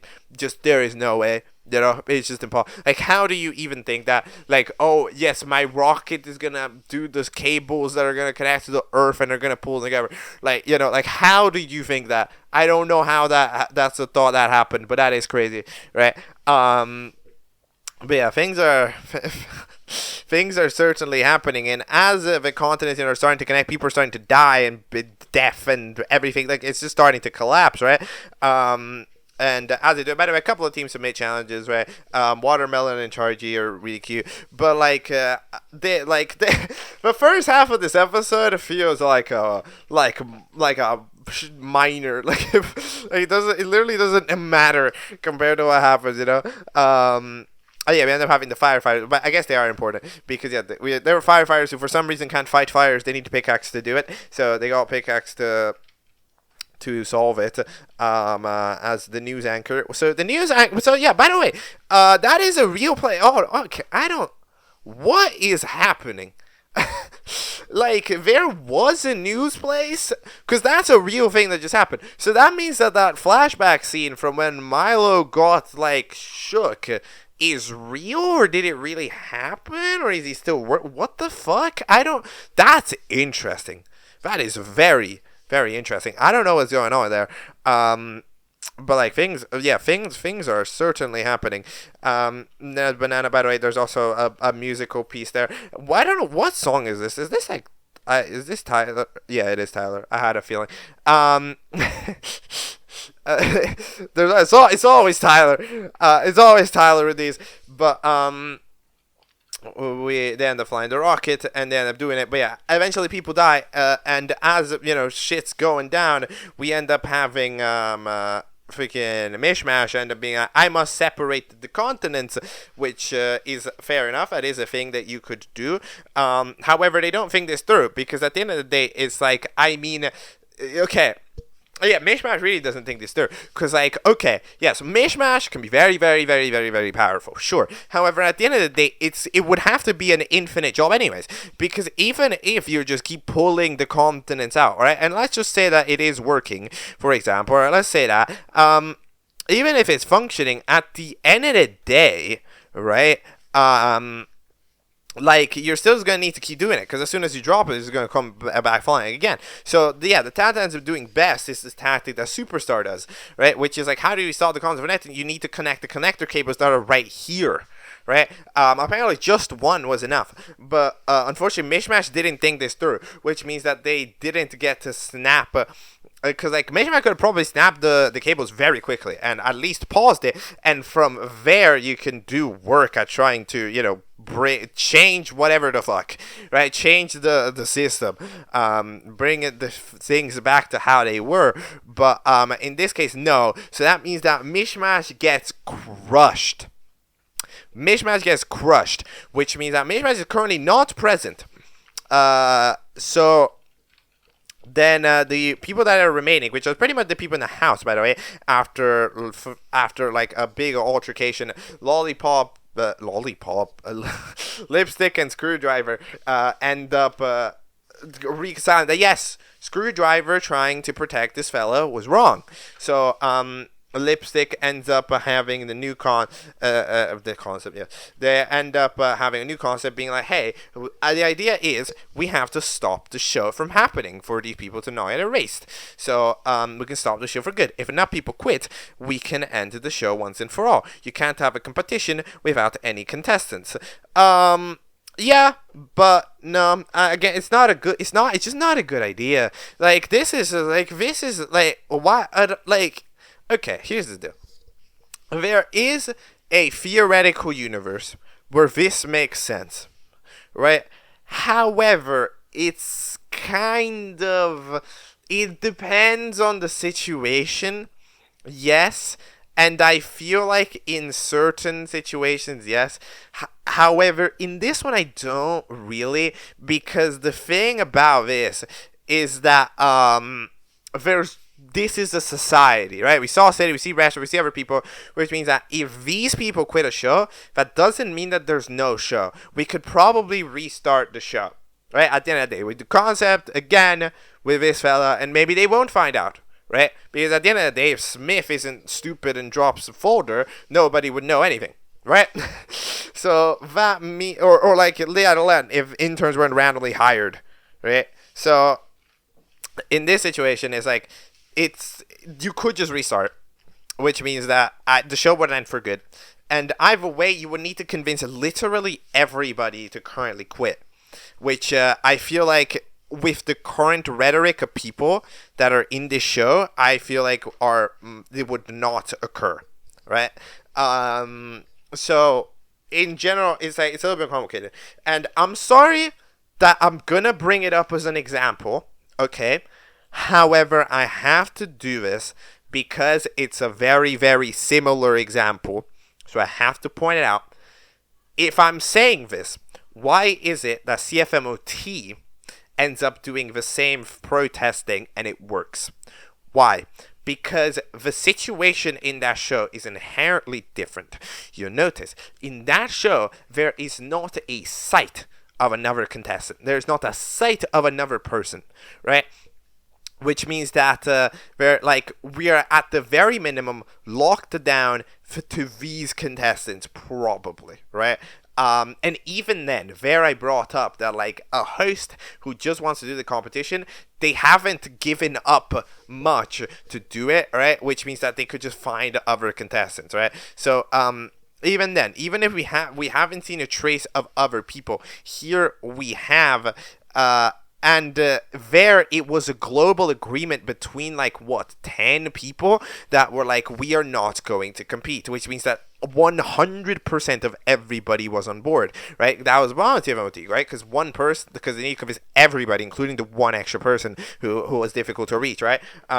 But this show, with its 27 or whatever people that are currently around, you cannot convince the 27 people to do it. It's just unrealistic, right? And if it does, it will just be unrealistic. I'm telling you right now, if every single person currently in this cast agrees to not to participate in the show, that is the biggest pile of plot convenience that I've ever seen. It would be. It just absolutely would be. There is no way that would ever happen. And then the idea that just if enough people quit, they won't. Well, again, they can add new people. That is still indeed a thing that is possible. Debuts exist. However, other than that, it's still no. At the end of the day, the show would still happen if 4 people were there. It would just take less time. I don't believe that this idea that Screwdriver is pulling out here works. I'm gonna be for real. I don't actually trust in this idea.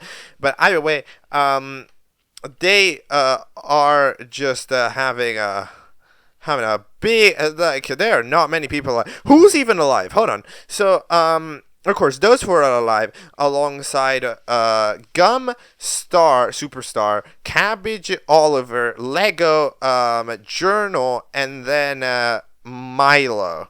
I think that's the extent of it, right?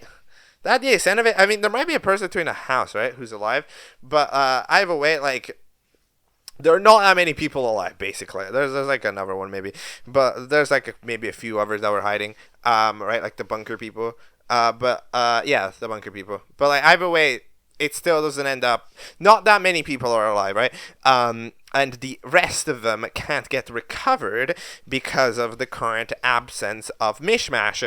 But then we're going to need to find out what's going on with Mishmash, and for that we're going to need files, and for that, basically, this has to become a public discovery, which, however, since they want the plan, right, of having everybody to quit anyways, if we're playing along to that plan, then we would have had to tell everybody anyways, because, otherwise, why would you ever have somebody quit for no reason? Hey, do you want to quit a show? Sure! It doesn't work. So, yeah, and also, by the way, I forgot, the other problem with this plan is that,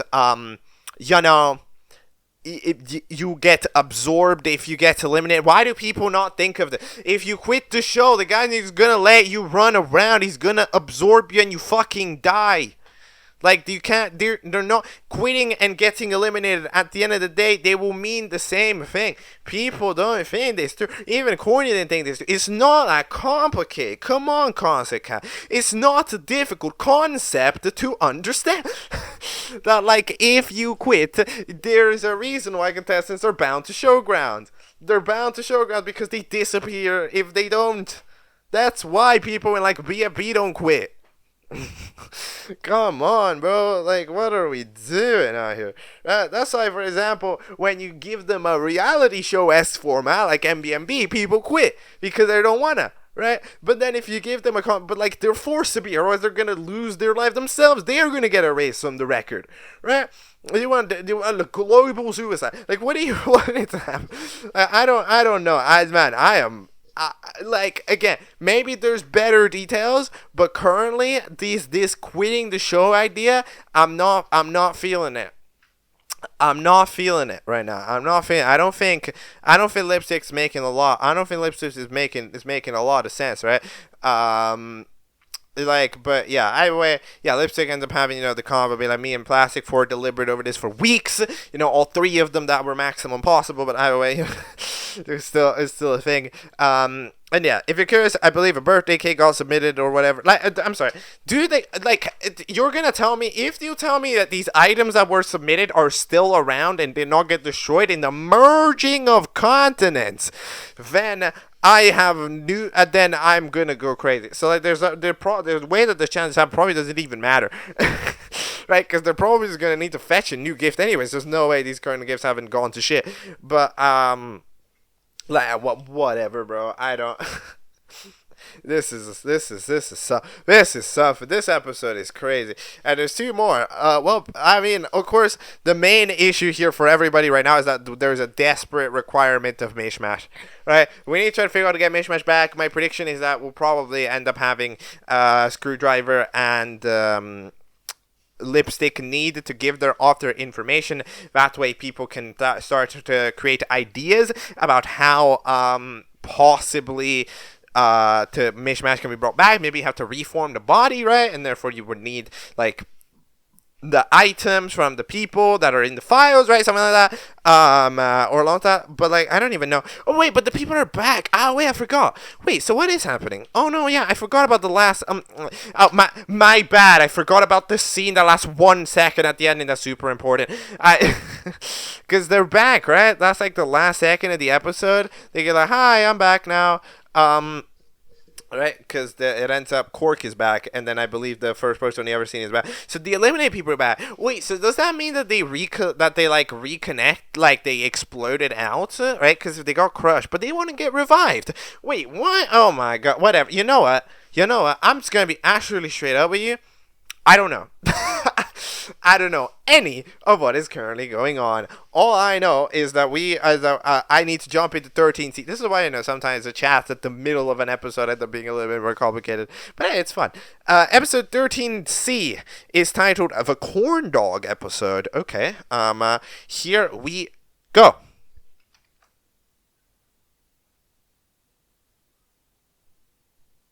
C. So that is episode 1 of Concept, technically. No, okay, so it's episode 13, C of Concept, alright? So, stuff's about to go. I was really not expecting to have to deal with with an episode 1 style episode.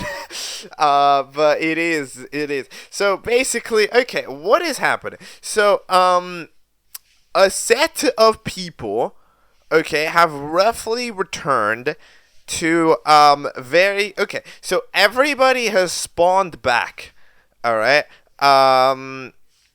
from after the death of this guy of like in Mishmash, right? After Mishmash died, everybody seems to have been respawned. I think, does it? Hold on, I'm trying to figure out. Yeah, because It's a little bit complicated because, like, I don't know, ever since that scene with Retro dying, that's what confuses me, right? Because I'm trying to figure out, what's that? Right, that's the confusion, you know? However, this scene is quite interesting. So yeah, it seems like the fellas have respawned, and I believe they respawned and dropped off at different locations because you saw power, so scotch tape with like glow stick or whatever, like very random combinations of people, right? And then we even saw a different lipstick character with a plastic fork, which is interesting because I mean, like, that it would imply that, of course, remember, the body of Mishmash was made up of beyond just characters from them. Alright, like, beyond just characters from the show, right? There was a basis there. Again, I don't remember seeing a lipstick body in there, but I don't remember seeing that lipstick. But, like, either way, it's still a functionality. And anyways, the contestants that end up dropping by to the group ends up being Baggy Eraser, Candy Cane Pickles, Cork 6 Ball, Apple Juice, and I think that's it. So they're over there, okay? So that's happening, and it turns out that for some reason, this Corndog, okay, for a mysterious reason, manages to draw by at high speeds, and they manage to figure it out, all right? And they're, the classic fella comes from space and is a host, right? So they end up deciding to just go over and host because they are hosting, right? So we end up having Corndog revive a bunch of people as they, try to host the competition, or they try to resume it because they're like, oh, you're hosting a competition? Oh, let's do it.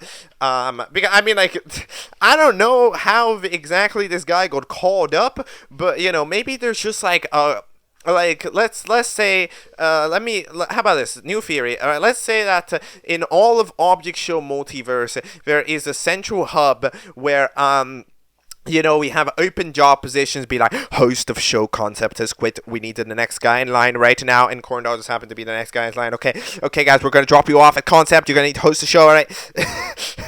It's like a dispatch call. Yo, fire idea. Let's go. All right. Sorry. Yeah, we end up having the fella drop by, and we do end up having them revive it. And interesting enough, we do actually have Banana Jr. revived. Yeah, so Corndog can manage to revive Banana Jr., which is indeed a thing. So presumably, if you can, that means that Mishmash can as well. It also does do the implication that you are allowed to revive somebody you're not aware of.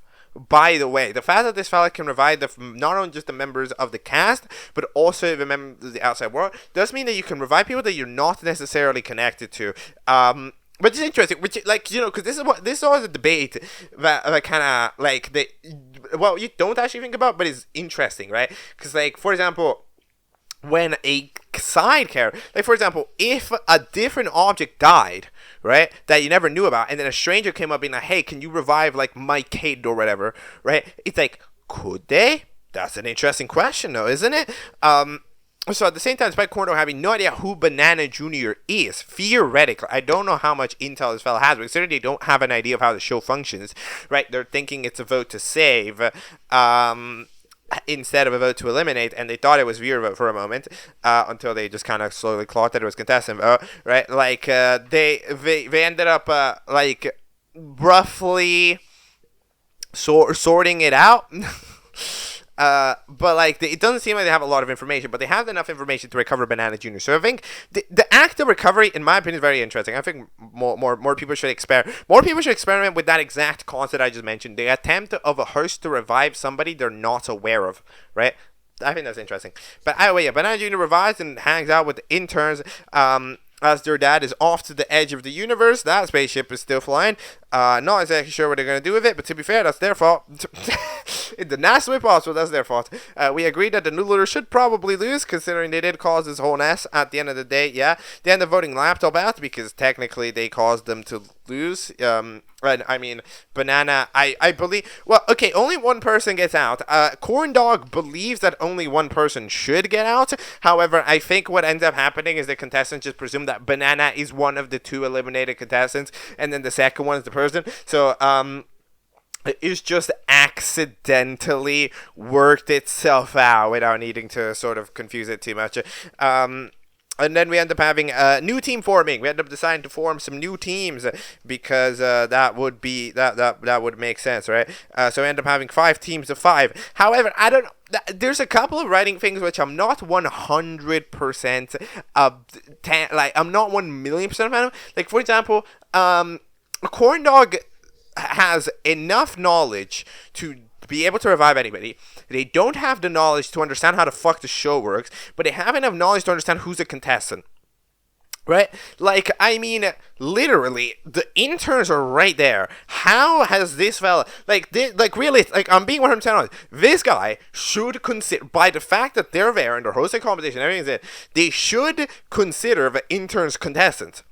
That's just the obvious thing if you see them, right? Especially Banana Jr. Especially if you think the fact that Banana Jr., they literally asked him to revive as part of their team, which implies that Banana Jr. is part of their team and therefore a contestant in the show, right? Then it goes for the eliminated contestant. The thing is, this is a restart. This guy doesn't know anything. The fact that this guy is capable, is mathemating it, is sorting it out in the sense that figures out who's in the show, despite having no presumed knowledge of that. At the end of the day, No, like I'm not saying that just make everybody join, right? That would be terrible for the longevity of the show, because of course it would increase the episode count by 1,000,000, right? Like I'm not saying do that.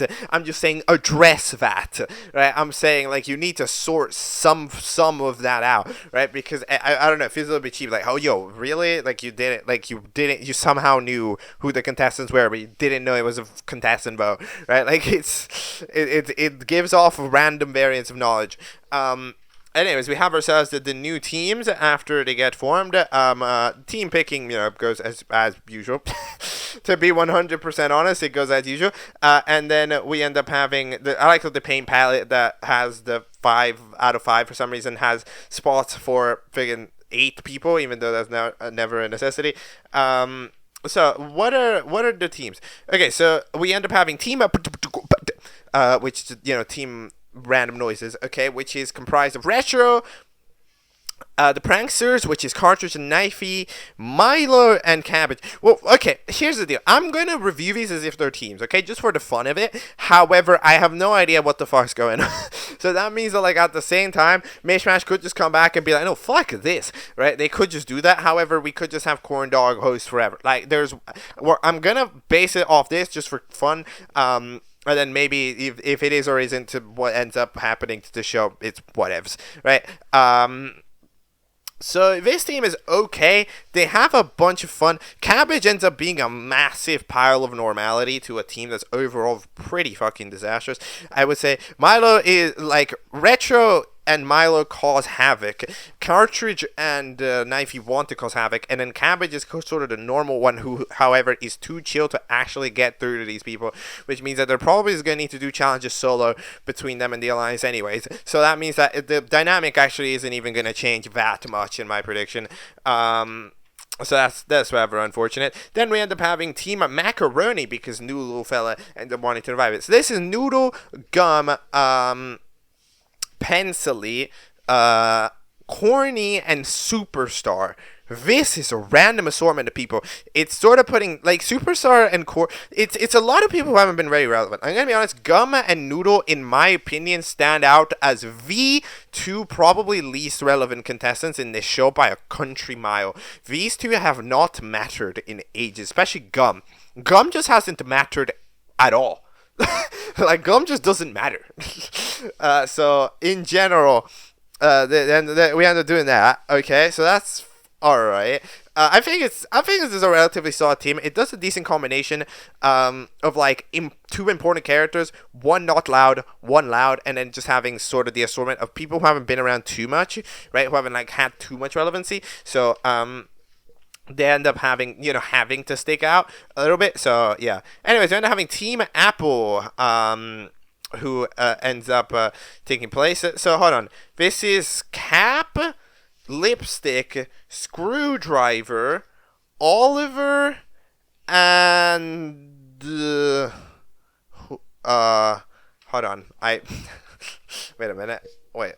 Who's the 5th person? Wait. Screwdriver, Oliver, Cap, and then it doesn't show in the full cast image. God damn it! Hold on, where is the full cast image? Is there not a full cast image? God damn it! Why do they not do a full cast image? Okay, I don't know who the 5th one is. But anyways, either way, whoever that person is, doesn't matter. They have been erased from the record. You get my joke. But yeah, so they're doing that, and this team is okay.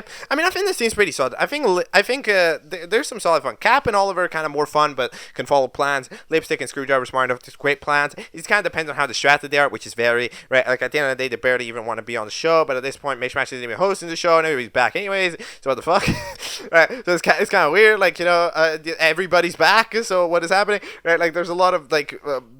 There's a lot of stuff happening, so I don't know what they're actually going to be doing. But if they're distracted, then they're fucked. But if they're not distracted, I think they could be a powerhouse. Anyways, we're now having Team Firmos after they debated who the teams were. This is the other 2 members of the Alliance, which is Lego and Journal. And it has Pickaxe, Baseball Bat, and Watermelon. This is an assortment. Yet again, the Alliance theoretically should just be hanging out with each other. So they're kind of off the picture. this team is a lot of people who really don't do much. I feel like I trust in Watermelon to keep this team mostly safe, right? Because I feel like Baseball Bat and Pickaxe, they're not great at just doing things, but I think that they can get led pretty well, right?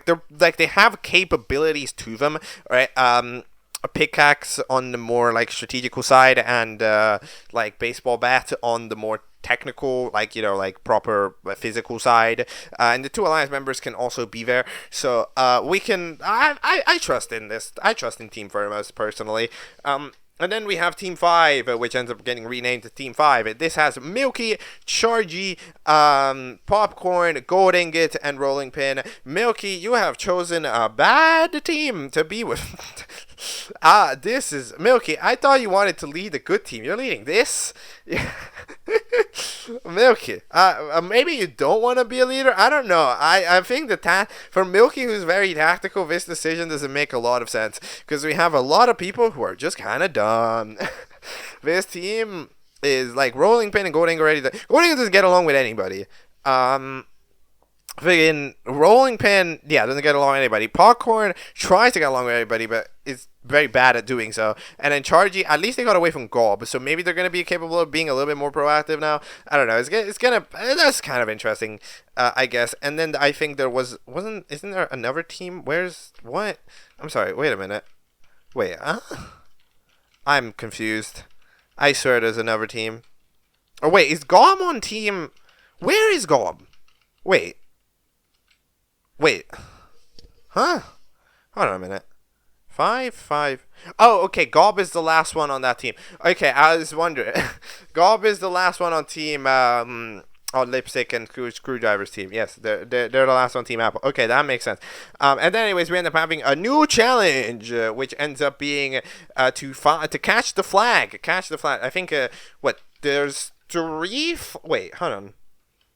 There's 3 flags, which implies that 3 teams. What? Yo, are they doing the thing? They're gonna do the thing. They're gonna put 2 teams up for elimination. Let's go. So the 3 flags and there's 5 teams. I mean, the 2 teams will be up for elimination, and they're gonna eliminate 1 person from each team.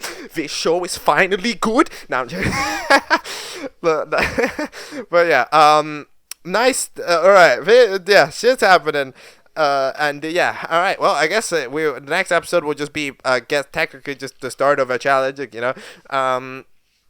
Immediately a team falls down a pit, as they do, and then that is it. We end up. There's no real post-credit scene in this episode. There's a very heartfelt message, which is very nice. Although, what is going on with this font? Is it just me? Is it just me? What is this font?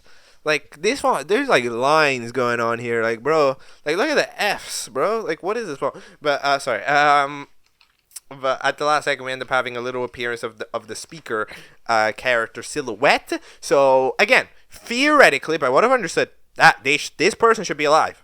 Right? They should be somewhere, because they spawned all in different places. So it should be possible. They should be alive, from my understanding. However, I might be wrong, because I don't understand anything. This show's throwing a million curveballs. You see, I understand why this show now did like 4 episodes that are pretty much just the same episode again and again. It's because it was preparing all of its twists to throw onto the same episode. So I understand now. All right. Time for episode 13D. It is titled Flag for Review. Here we go.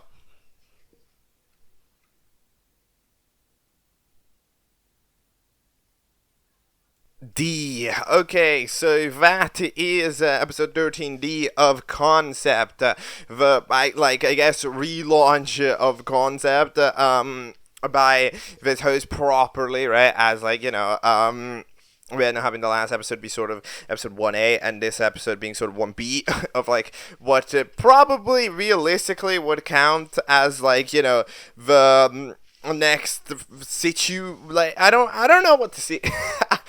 I don't know how to describe what this is. No, BFB is like 4A, 4B. Yeah, this is like the Concept B. Right.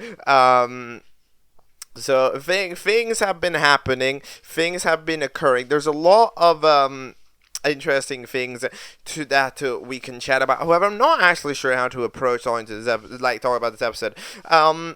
So we have the group, the seeking group of the heart, the bowling ball and the banana junior. But one thing that I've not pointed out about this bowling ball at all, even though I do think that it's actually a very cool trait of the bowling ball, is that I don't know if you I don't know if you notice. However, the way that the bowling ball arms works, they have 3 arms. However, they can just kind of poke them out of the holes. That's a cool design element. I never found a way to actually chat about it, but like I started like looking through the files that are like using them, and I think that's kind of fire.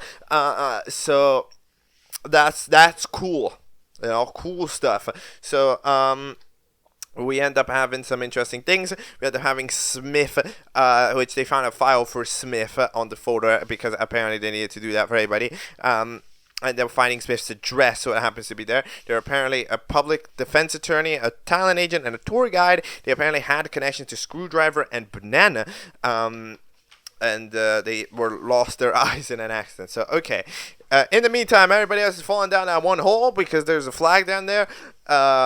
And they just end up kind of going chasing. Then we end up having... So there's okay. So the 3 flags, one of them went underground, one of them went overground, and one of them went to the water. Right? So that's what's happening. So that means that, the teams, of course, will have to go look for it. We end up having Popcorn invite Corny, being like, hey, do you want some people to quit, maybe? And Corny's like, no. I don't want to do that. Why? Yeah, I've had a long while to think. I don't want to help you guys with your goose hunt. It's been all red herrings anyway. I know. Look, here's the deal. I still 100% am not on board with anything this guy thinks. It's actually unbelievable. I'm sorry. Okay, you're like... You left me in space for a month. You're complaining that you are left in space for a month. Have you noticed how long it's taken you to build a rocket to go to space? And you think that they should just come save you in the afternoon? Like, they're busy, and apparently they go live in houses in the town that they were gone. Apparently they go to the city in their off time, which we didn't know, but now we do. Right? Like, apparently that's a thing. But then beyond that, there's like, what the fuck? I have no, bro. I do not know.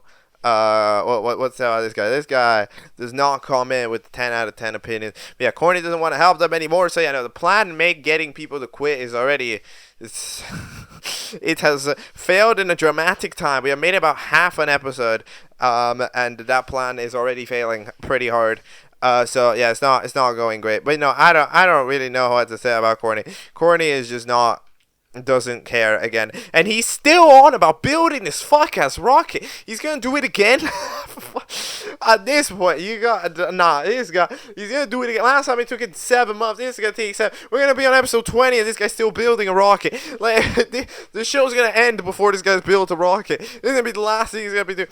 I understand I said a couple of episodes ago they gotta let the arcs marinate, but holy fuck, this is the slowest builder of the 21st century. I know it takes a long time to build a rocket, but like, not with Object Show logic. What is this guy doing, bro? This guy is bad. Okay, whatever, bro. Whatever.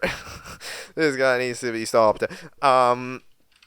But yeah, either way, the fellas down there end up getting, for some reason or another, they get messed around with Gob. Wait, so Milo ends up getting stopped by Oliver, who says, yo, no wrongdoings. And then Gob decides, no, your team must die now. So we end up having ourselves a fight scene. This one, I'm gonna be 1000% for real. I don't get it. I don't know if the idea was, oh, we gotta get this team out of the way because we need the flag, when, like, technically, they just dig down a hole that's, like, not too far away. So as long as they just got revived, they'll just be able to jump in immediately nearly every time, right? So, like, in general, I mean, I'm not big into that idea. But yeah, either way, Gob yet again comes in with a fight scene. But it's pretty cool. Again, it's definitely the fault of watching this episode all in one go. However, like, with the whole retro twice, and then the other fight scene, and like it's a lot of like the corny and everything. Like at the end of the day, there's been a lot of 1v team fight scenes, that there hasn't been that many fight scenes that are just one person that's OP versus a full team, and then they end up getting everybody except the last person who manages to stop them, right? Like this is something that's happened pretty often at this point, right? Like, okay, I'm getting it. It's definitely a fault of just watching the episodes back to back to back to back, right? Like absolutely, but it's something you gotta think about, because at the end of the day, that's how most people do it. So like you gotta think that's how everybody in the future will do it. So you gotta think about it a little bit. Anyways, they go over finding ladders to try to climb up a mountain with ladders.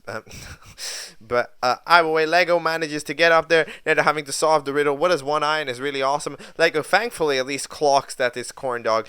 And Team Pheromones is safe. Good job. I trust in this team. I'm telling you, Team Pheromones, good stuff. Good stuff is going on over at Team Pheromones.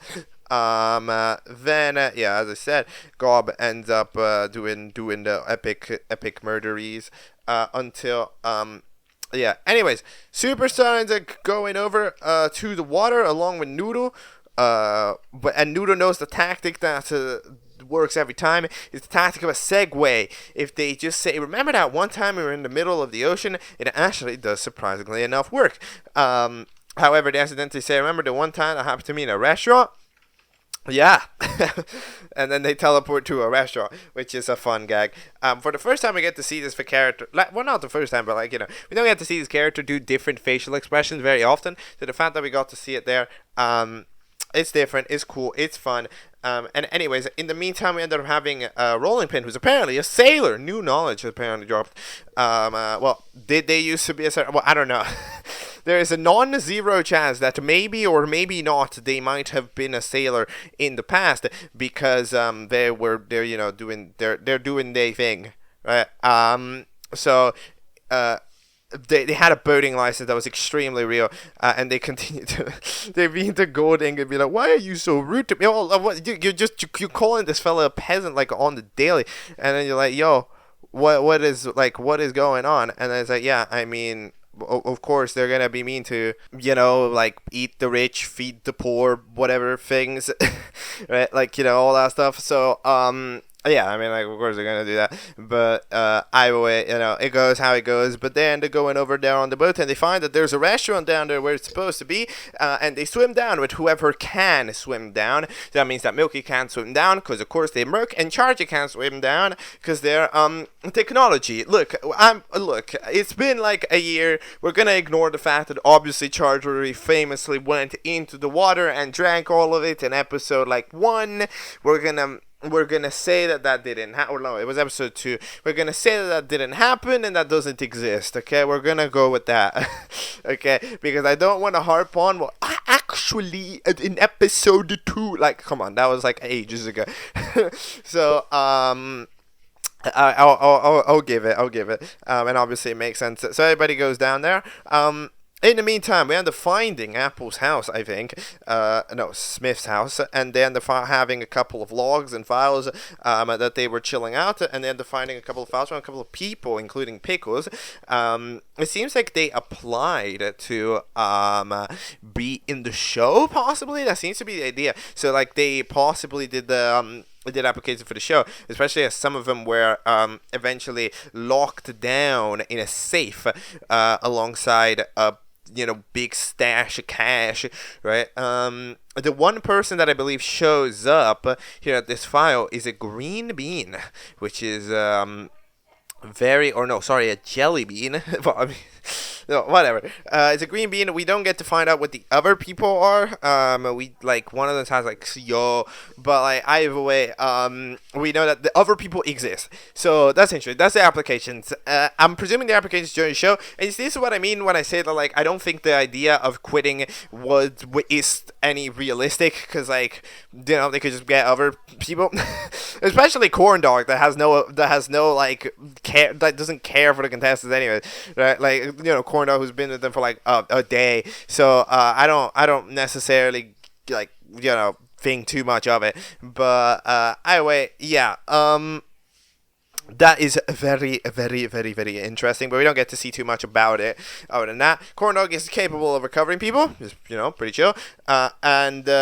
Which also, okay, I'm presuming the whole dead life thing that I was on about is not a thing, because of course, like you see how, the recovery, of course, for Mishmash would be different than the recovery for Corndog, so how the hell would they all share one dead land? Yeah, right. So I don't think that's true. At least it's not true anymore, right? But again, that puts that one scene with Retro just completely confusing, right? Like it's a big scene. I don't know what it is about it. It's so small as well, but it has such big implications that I still don't really know what it is. But either way, yeah, they're doing their thing. Even Screwdriver's like, yo, let's not find people to quit right now. We gotta be safe. Anyways, we eventually find out that the sandwich is hosted by a salmon, who, I'm not gonna lie, looked, for a moment, I thought they looked a lot like the fella, like that one fella from the Files, because I know that there's like a piece of bacon from the Files, but no, that's salmon. That's like a different character. But like, it's interesting though. That is interesting. I know, that they're there. But either way. They turn out to be cannibals. They run away, but it turns out that the flag was there as originally indicated, so they end up getting it over and swimming on up. So that's really cool. 6 spawns are being potted. I think Corey tells that they're 1 note. Come on, they're responding to Baggy. Go tell Baggy that they're 1 note and see what happens. But yeah, Candy Cane is still, of course, confused because of their elimination. And in general, these people, they're just kind of hanging out. They don't really know how they got here or anything that happened. But, yeah, so good job to Team Macaroni, who manages to be safe. And that means that the last 2 teams are... No, sorry. Yeah, 1 safe spot for the last 3 teams. End up being all for the fellas down there in the hole. Charger tries to help. They are not capable of it, unfortunately. Popcorn lashes out at Corny again for just being friggin' mean for no reason. Which is just corny all the time.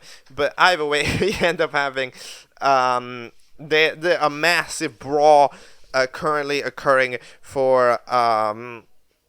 the flag, and at the last second we end up having Corndog the pausing time and taking the win from that aspect, which Cabbage held it. So very safe, and the other 2 teams get to vote 1 member off. It is real. 2 teams in a freedom, 1 member gone from each team. It's finally happened, boys. We have fixed the show for real. Let's go. Alright, that is hype, but that is still that. Yeah, again, I just believe it's a better method. Like it again for the reasons that I said in day 1. But like it's just generally better because it's a way less of an impact to teams here than it was there. And I understand that like the critique was like, oh, the teams were way bigger, so maybe 2 people were fine. Yeah, but like they were way bigger. If you eliminate 2 from each, they now go to the same size. So again, all it takes is 2 eliminations for your team to cripple down to nothing, right? So I still believe that it should have done it then, and it also doing it then would have kept a lot of important characters, from the series, in the series in general, right? Like even then, something like Laptop's elimination, it feels weird because it's like Banana's out, but like there has to be the second one, and the second one always ends up being a bigger blow, and it ends up also always being a less fair blow, right? Which is kind of that's like the unfortunate thing. But either way, Milky's upset at her team for barely doing anything, and the Chargery and Milky tried. Of course, they couldn't really help out. Then we got 10 votes, did we? I guess. And in the meantime, on one side, we end up having the eliminated contestant be Chargy. Yeah, they like the 2 eliminated contestant episodes, which end up being Chargy on one side and Cap on the other side, end up being quite just the ones. Like it's unfortunate. I think Chargy was really lost in the sauce. I'm not gonna lie. Like in this show, they were really kind of like they had a joke, and and it's like it was a character that only really played to the joke for a while, right? it was one of the rare contestants that survived, because in like just immediately, just in those first episode of Concepts, nearly all of the sort of wacky characters, right, got out immediately, right? Like, you'll notice nobody here is left who is, in my opinion, you can consider a wacky character to the extent that characters, like freaking what the hell was your name? Crowbar, right? Like, is goofy, right? Like, Chargy was the only exception where they were a wacky character, and then like, they've slowly, however, faded into the background of this show, wanted to try to do dialogue and more things to it. Which is interesting. Personally, I mean, I understand, especially with the direction that the show is going, and it ended up following. However, I mean, I still would state, though, that, like, in general, I think, dude, I don't, in general, I think that I should have split up those early boots. Absolutely. I don't think those early boots were very good, right? Like the ones before Double Elam. I think that they were all super similar characters, and the spread out of them would have been better. So it ended that Chargy kind of has to be the only character of this style. But then when Chargy becomes the only character of this style, they become a loner, right? And in the sense that, like, writing them, it feels like a tonal whiplash to everything else that could possibly happen. Which means that is bad. Right? So, it's all good. And they gave Chargy a very nice little episode like that.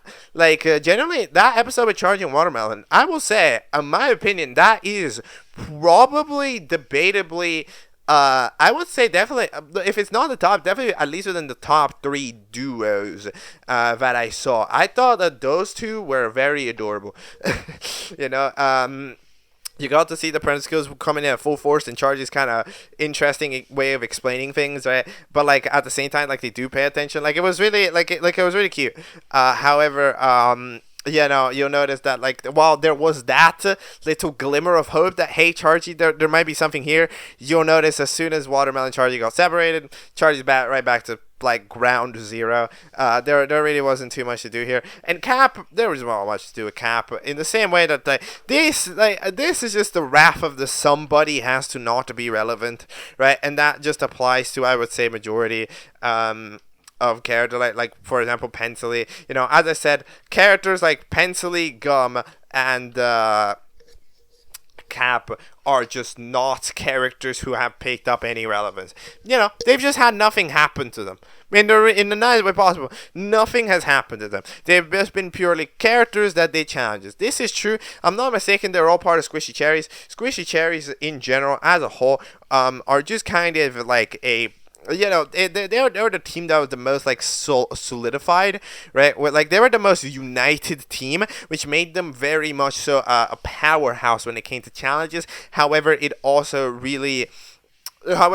weakened individuality a little bit, right? Which means that these were the type of characters where, like, they don't have much going on, externally speaking, right? They're just kind of characters that do the stuff.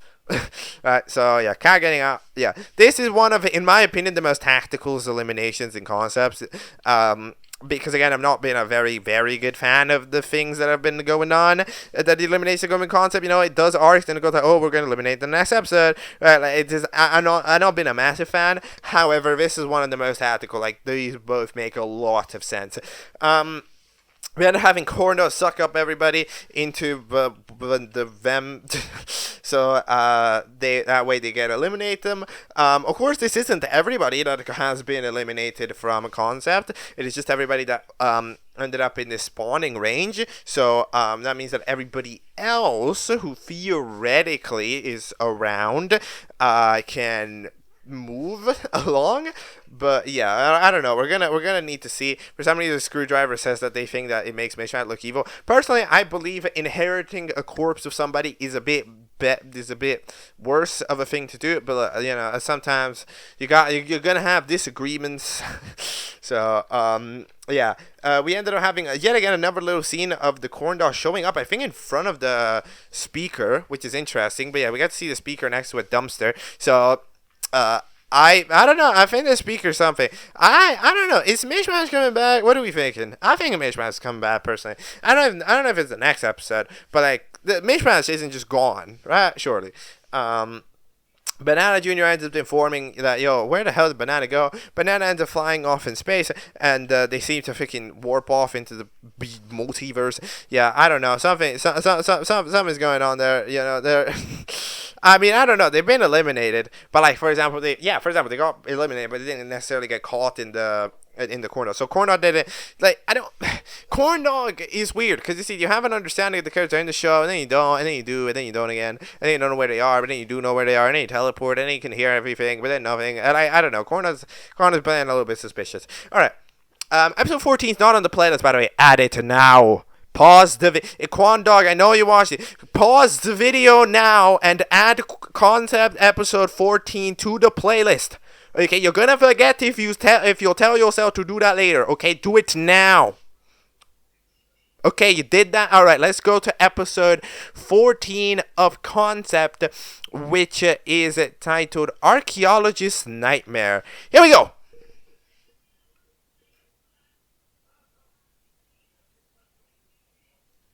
Alright, that is episode 14 of Concept, and the latest one. We are back after the hiatus, alright, so it's been a bit, of course, since the hiatus, right? Since, if I'm not mistaken, it was supposed to return in January. It didn't even return in January. Did it return in January? Oh, it technically returned late January, but, it returned around the end of January, and from the hiatus, so it's gonna have a theoretical little bit of of course, mild switch up. It's not too noticeable, I would say. A couple of animation things are certainly doing the thing.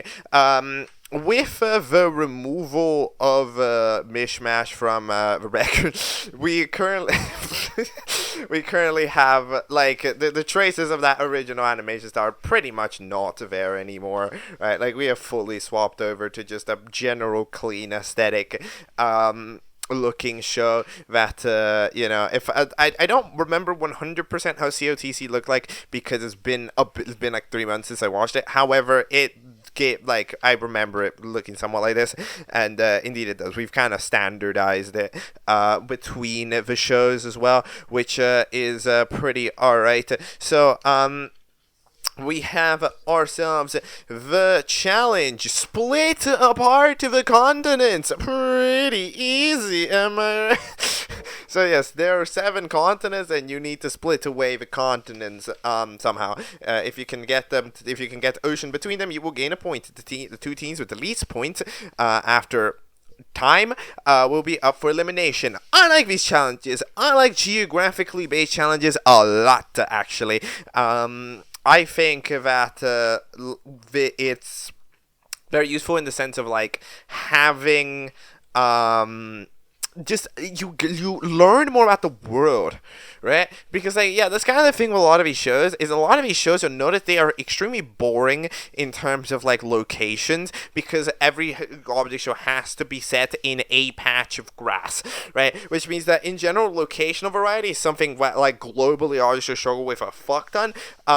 And it's nice to, at least get some, like, world exploration going on in the actual, like, emphasis on the show itself, which is nice. I think that's this cool stuff, and of course the points system does make for overall challenge where everybody's still technically in it until the end, and it's fun. I like it. I actually do enjoy it quite a bit, and then you end up having the additional moment added on where if you find an eliminated contestant and you call Corndog over, Corndog can hear from anywhere.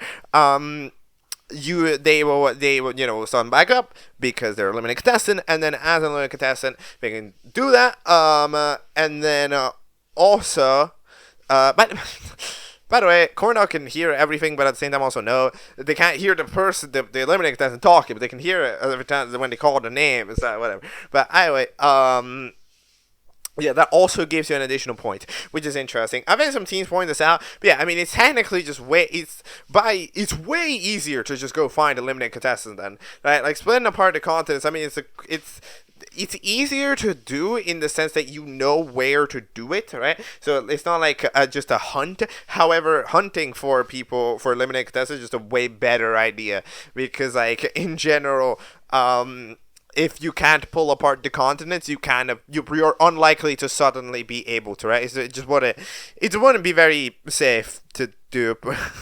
So yeah, either way, what do we end up doing? Gold ingot, and the bar letting that team borrow a plane. Milo proceeds to what the hell is Milo doing? Milo's dying in a bit. Oh yeah, because they fell into a parachute, because they were dying or whatever. But I don't know. Retro's kind of weird. Retro's doing weird stuff again. This is a normal occurrence. We end up having some fellas. Superstar ends up telling the fellas to go over because they're going to go over to the small little continent and try to split that one apart. They end up doing so. Corny's like, I'm not going. Corny, okay, Corny. Do I do the Corny chat already? I feel like you know there's another Corny chat. There's always a Corny chat. Corny never stops. Corny never stops. I've had to do this chat for like 7 episodes in a row now, but I feel like I have to do it again. Corny, what the fuck are you doing? This guy. This guy is unbelievable. No, it's actually crazy. Okay, I don't know. I don't know what this guy's plan is. This guy is the most I don't want to do anything ever, but yet he sticks around, and he ends up surviving this elimination, which is unbelievable. The fact this guy surviving the elimination with this team has to, by a country mile, be the least believable thing I've ever seen. Generally, like, because here's the deal. I am obviously biased, because as you can tell from my analysis of this, that I'm not a big fan of this guy. I think that this guy's plans are dumb as fuck. However, at the same time, it's like, I really don't understand why the hell you would possibly keep this guy around.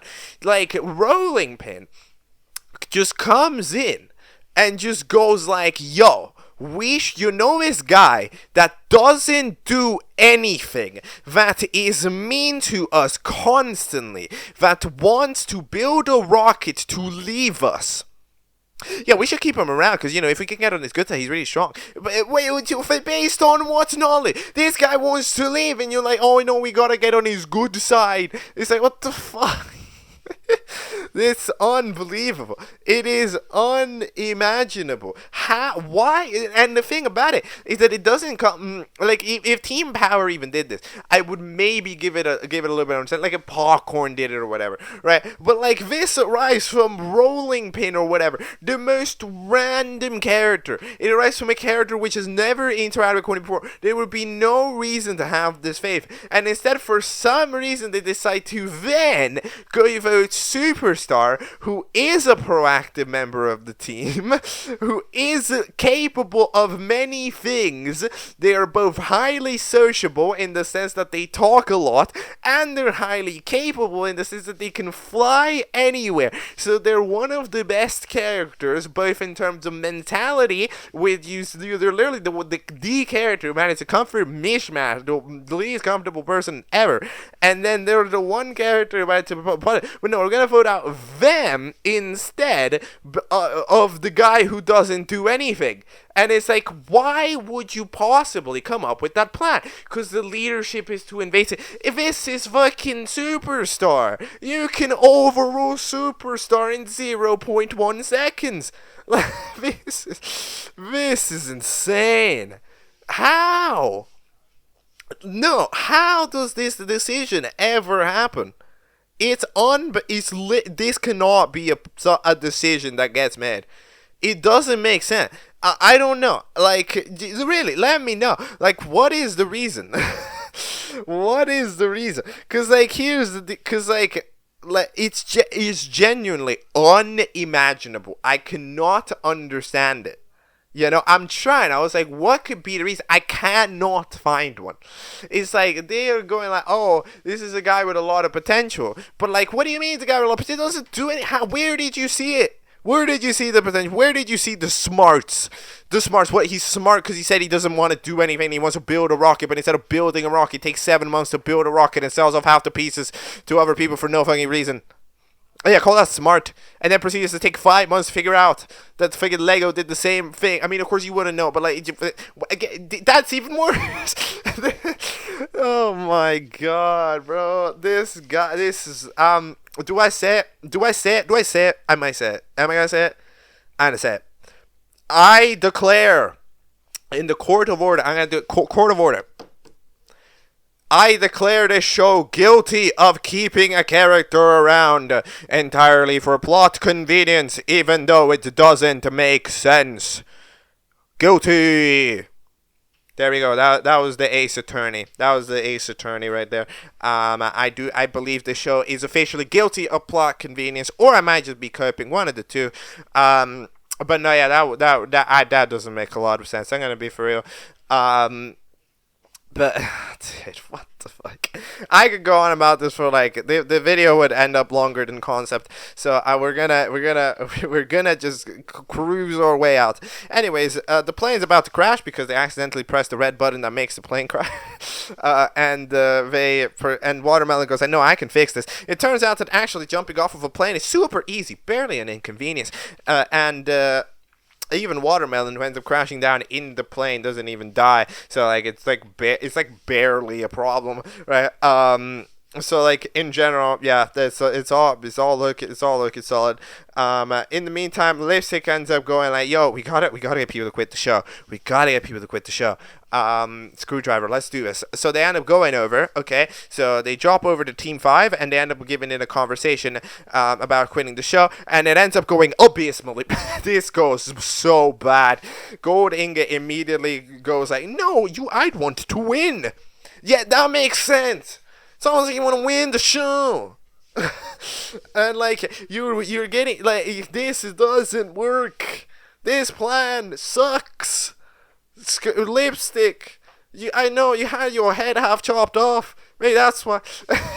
Yes, his plan doesn't work. I'm trying to get people to quit under information that you just gotta tell them, and they just gotta believe it even though they barely taught you. And you're gonna convince every single person to do it in their own separate time. Right, like this doesn't make sense, you know. Like again, like it does, like at least for it to bring up the CFMOT example, you know. At least then, what did they do? They did the fact that they were all together and therefore in a table, and they proposed the idea there when the host wasn't there and everybody was together and they had to listen, you know. At the end of the day, you can't do this individually, because then you're like, what if you're doing this just to me? Right, that's the idea. And when Gold Ingot says, "Oh, I just want to wipe out my team," at the end of the day, yes, that is a valid criticism. That is a 100% valid criticism. You know, like that is super valid, because like they won't hear the conversation that was going to have with the other teams. As far as they know, it could be a tactic to get one team out, because it will say, "Oh, we quit," right? And it's like the other teams are going to know why they quit. They're not gonna. Right, like so that means that like it is genuinely possible. So that means that there has to be a global knowledge that everybody is quitting for everybody to quit. Right, so like until then, nothing is getting done because nobody's gonna take the first step. So no, yeah, it's an abysmal strategy. Like I don't know. I'm sorry for calling it out, but like I'm just calling it out. These characters are dumb.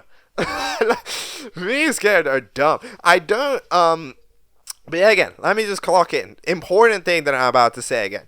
I've had to do a lot of this debating. Okay, you know, I've done a lot of debating here against the ideas that these characters are on about. Just here's the deal. When a character does a dumb thing, and I'm gonna call it out, you know, I'm talking about it in universe, right? I'm not necessarily I'm not like saying that, for example, Lipstick having this idea, it's not bad writing, basically, is what I'm trying to say. I'm calling it out as a bad idea because, you know, I'm just kind of reacting. You know, at the end of the day, I'm giving my opinions of what I'm seeing, right? And what I'm seeing is it, right? So that's kind of like what I think of the cons. I keep saying the word. This is the video where I said concept in other terminology more than any other, just because the name of the show is concept, which is in my brain as one of the words. Like it's actually kind of hilarious. But like in general, what I mean is that, like, for example, yeah, Lipstick is definitely allowed to do this plan, right? But like, and I am gonna call it out, as a viewer who's taking a look at what it is. However, when I say that, like, for example, this plan is dumb, I don't necessarily immediately call out the show's writing. Like, I don't mean like because a character is allowed to not be smart. Basically, is what I'm saying, right? A character's allowed to call it out. Like, I'm gonna call out the plan because that way you also get the viewer perspective, right, on what. A viewer here, what I thought of the episode here, as what I thought the episode and thing that happened in it within the universe, right? And then eventually, I have the post universe talk, right? Like, for example, with the last thing, but then you're wondering, okay, then why did you call out the plot convenience writing earlier, right? Well, okay, so like the thing about it is that I explained what I thought of it in universe. I explained why I don't think it makes sense in universe, and then if it doesn't make sense in universe, it feels forced, and if it feels forced, that's a writing thing, right? Basically, because like the show didn't I believe do sufficiently explain properly the situation, right? So I call it plot convenience, basically. So I believe that, in my opinion, is writing not being done very well, because I don't understand why the hell Rolling Pin would defend Corny. However, at the same time, something like this is just like, this isn't a problem. Lipstick can do this plan. I think it's a bad plan, but Lipstick can do it. I can witness it. So like that's the difference between the two situations. That's why I call one of them a potentially writing problem, and I call this one not a writing problem. This is just the character. That makes sense? That good with you? Okay. Let's keep it moving, because what the hell happens in this episode, of course, the episode with a lot of travel, they do end up being a little messy. I do wish that there was UI is so important. Like, dude, challenges with points, or challenges where like a team is ahead of another team, that's not just clear cut safe and not safe. UI is so good. Can like this show, like, it would really be useful, like, it's just as simple. Anytime a team gets a point, show it up top left of the screen or bottom left, like, just for a couple of seconds. Show that standings, right? Show like who has the most points and who's UFE, right? Like, that way, just show it on screen. That way, like, you get the update. It's so useful, like, if it's just there. Because it becomes a little bit complicated to remember. Like, again, it just becomes complicated to remember, especially since these teams are only 1.25 episodes old. Right? Like, in general, it's like, it's not that much, right? So like, it would be very useful, in my opinion. I know that BFDI does this a couple of times. I can't remember exactly which one. Was it the Insectophobe's Nightmare?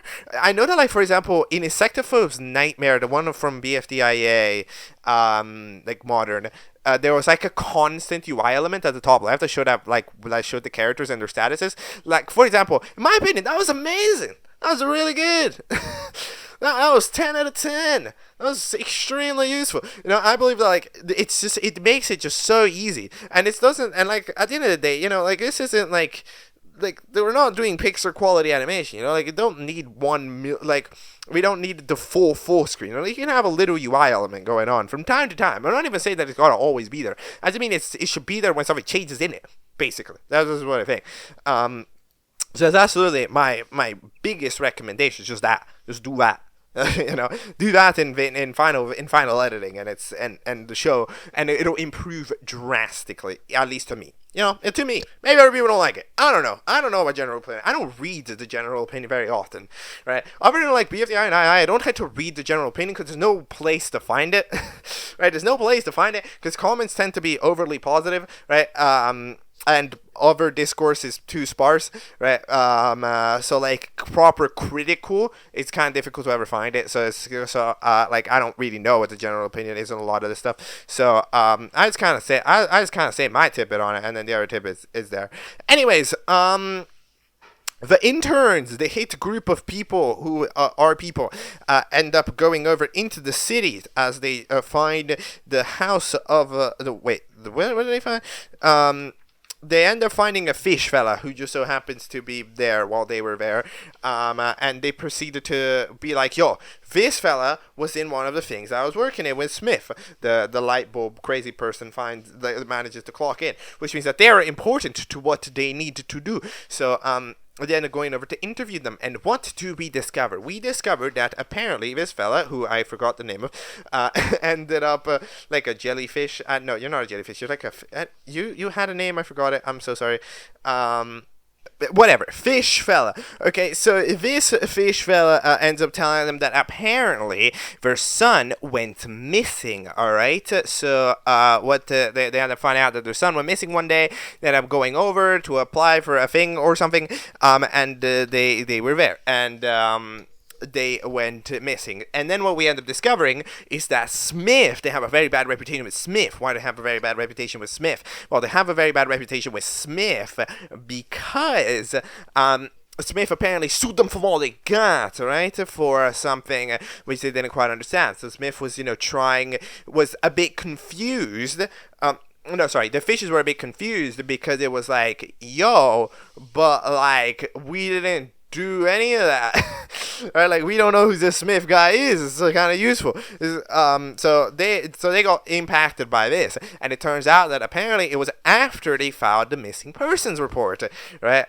So that is really interesting. So that means that what happens? You filed the report of the missing person. What is that? Then you end up suing them for defamation, quote unquote, because you are ruining the image by having this person that presumably got, I don't know, eliminated, and then they proceed to have these people, they want to get it erased from the record that they were missing. They want to get it erased from the record that they were there at all, because if they were there, that means that they're missing, right? That's kind of how it's playing along, right? Which means that, yeah, it ends up calling out that that's what Smith was doing all this time. So that is the paperwork that Smith was doing, theoretically, right? So that's interesting. So, like, every time a character got eliminated, that's what Smith was off and on doing constantly. So that's really interesting. And then they managed to crack the case. Unbelievable sights. The interns actually did something useful. That is honestly round of applause. Truly, that was one of the great. That was one of the most unexpected things in the world. When you have like the team of cops that are just like the team of heroes that are just unbelievably incompetent. So you're like, how the hell will they ever succeed? And then they do, and it's like, fair enough. And I was like, good job. I don't know how you did it, but you did it, right? So I gotta respect the word that gets put into it. But like, at the end of the day, I mean, it's like, damn. The word there is done. Like, come on, we even had like we had Fridge offering to be a side cop, and then literally turned sideways, and they managed to find the lead on the case. Like, it's generally unbelievable. But either way, they ended up going over, and they snatch up at the last second Screwdriver to talk about it. By the way, nearly, I don't know if everybody got caught again by Mr. Fella. However, most people got caught by Mr. Corndog, right? Including people like Plastic 4. Plastic 4 really wanted to find lipstick. That scene, by the way, for some reason randomly turns mono partway through. That scene is that it's going, whoop-de-doop-de-doo, I am on both ears, and then it decides, no, I am going to be on the left one. And it's like, why? What happened? It's just that scene. That's just a random technical error. But yeah, that wasn't found, which is, it's a little bit, I'm just gonna say it, it's a little bit concerning that initially that doesn't get found. Just saying, because like, it's, that would mean that, like, because you find it with one watch through, I'm just gonna say it's a little bit concerning. I'm just gonna say it, like, it's not, if you had headphones, you can't miss it. So I don't know, I'm a bit concerned about it, but Other than that, is going pretty solid. If it occurs that some teams are splitting the continents to a degree of success, but like, the challenge kind of ends up going how it's going. All right. Pep ends up apparently being super sad. Milo wants to have a chat with Pep, however the other fellas are like, we found it, you know. I didn't, yeah, it did pose an interesting question with the missing people, and it's like, yo, do we want to submit them, or do we want to just kind of have a catch up? No, sorry, or like have a catch up with them. But like in general, most teams end up just having that one person who really wants to win, so they just end up submitting them anyways, right? So it's a little bit unfortunate. But anyways, what the hell was I saying? Oh yeah, this fucking guy is on a cruise ship and just stays there. Corny, I'm gonna, you know, Screwdriver, I want you to sue Corny. Well, for no reason, just do it. You're the master at it, right? You're like the only lawyer in town. Like, come on.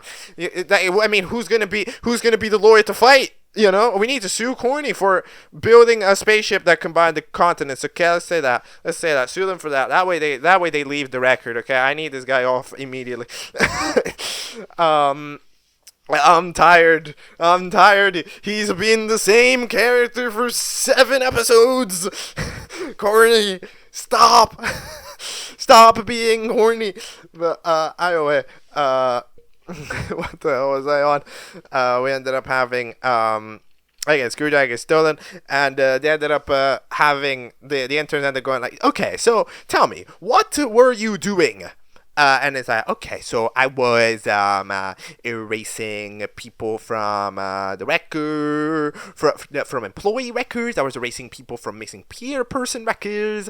I was erasing people from citizens. And it ended up that, like, solely as you say, it's like, because, you know, it's the kind of thing that at some point ends up happening, right? Where it's like, when you think about it on a case-by-case basis, it doesn't really sound like Screwdriver, especially because Screwdriver maybe is doing other, I don't know what the fuck Screwdriver doing. I don't know. Apparently the contestants just go off into the city. It went in their off time, which we didn't know until Lipstick randomly brought up that them and the Plastic 4 live together. Like, that's that's a random bombshell that just is a thing now. So like in general, you know, they probably didn't think about it until they eventually start, you know, listing it in their head. It's like, oh, I see.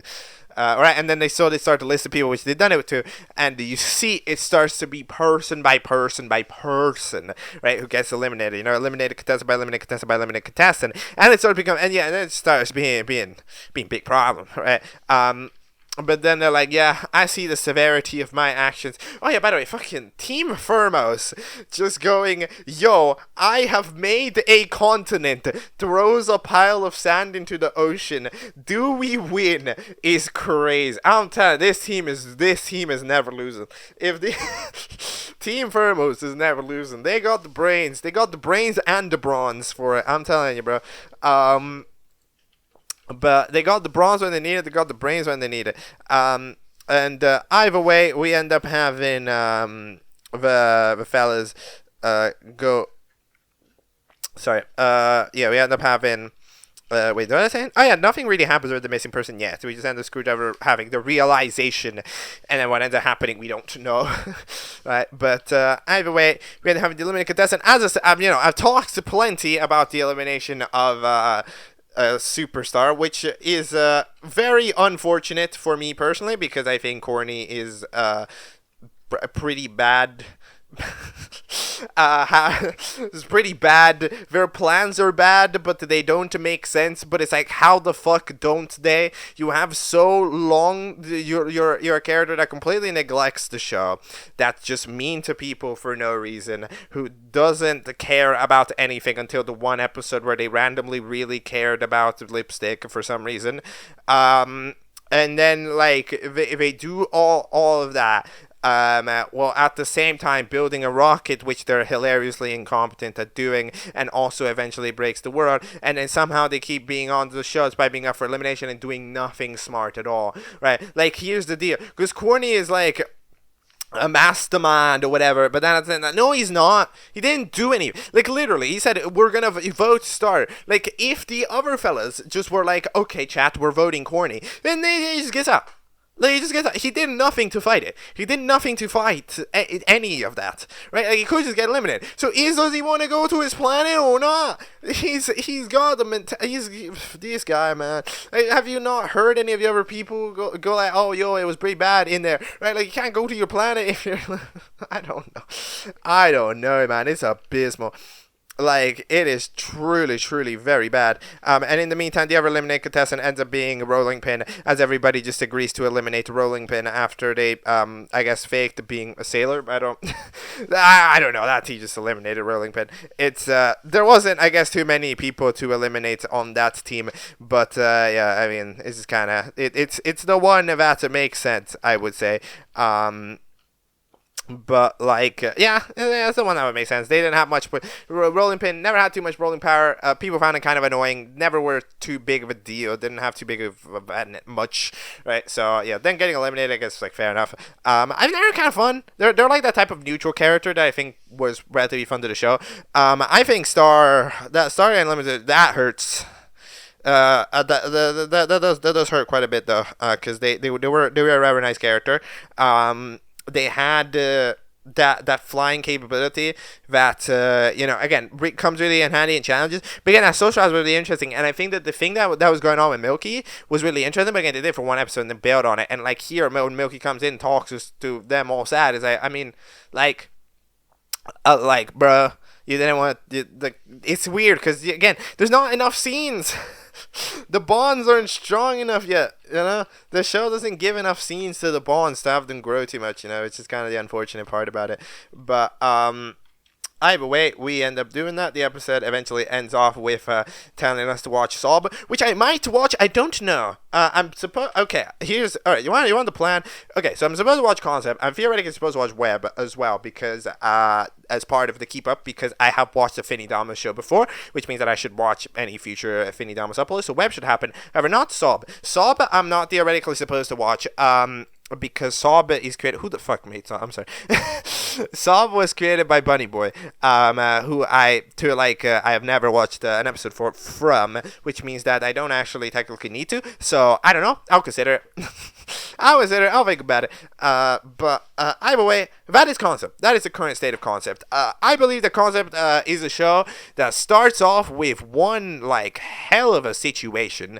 Like the way that, again, the best way that I can describe it is extremely meme, to a degree that's, hard to even comprehend, right? But then slowly it realizes that gets stale pretty darn fast, starts to slowly sort of, de-develop it back more into a normal show, as it, starts reaching into that middle game phase, right? And as it locks into the middle game, it fully banishes it, right? It eliminated all of the goofy characters nearly immediately, which means that it could properly start locking in on arcs and stuff. It wrote arcs on kind of a 2-month-ish, where an arc had to start and end within the 2 months, right?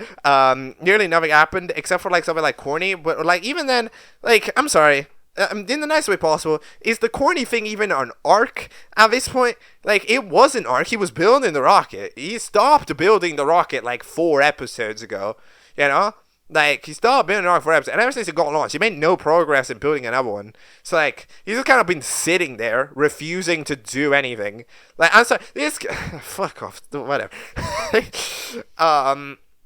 But even then, some arcs end up going alright. And I think, in some of them it succeeds very well. I believe the banana thing, excellent. I actually really like the banana thing.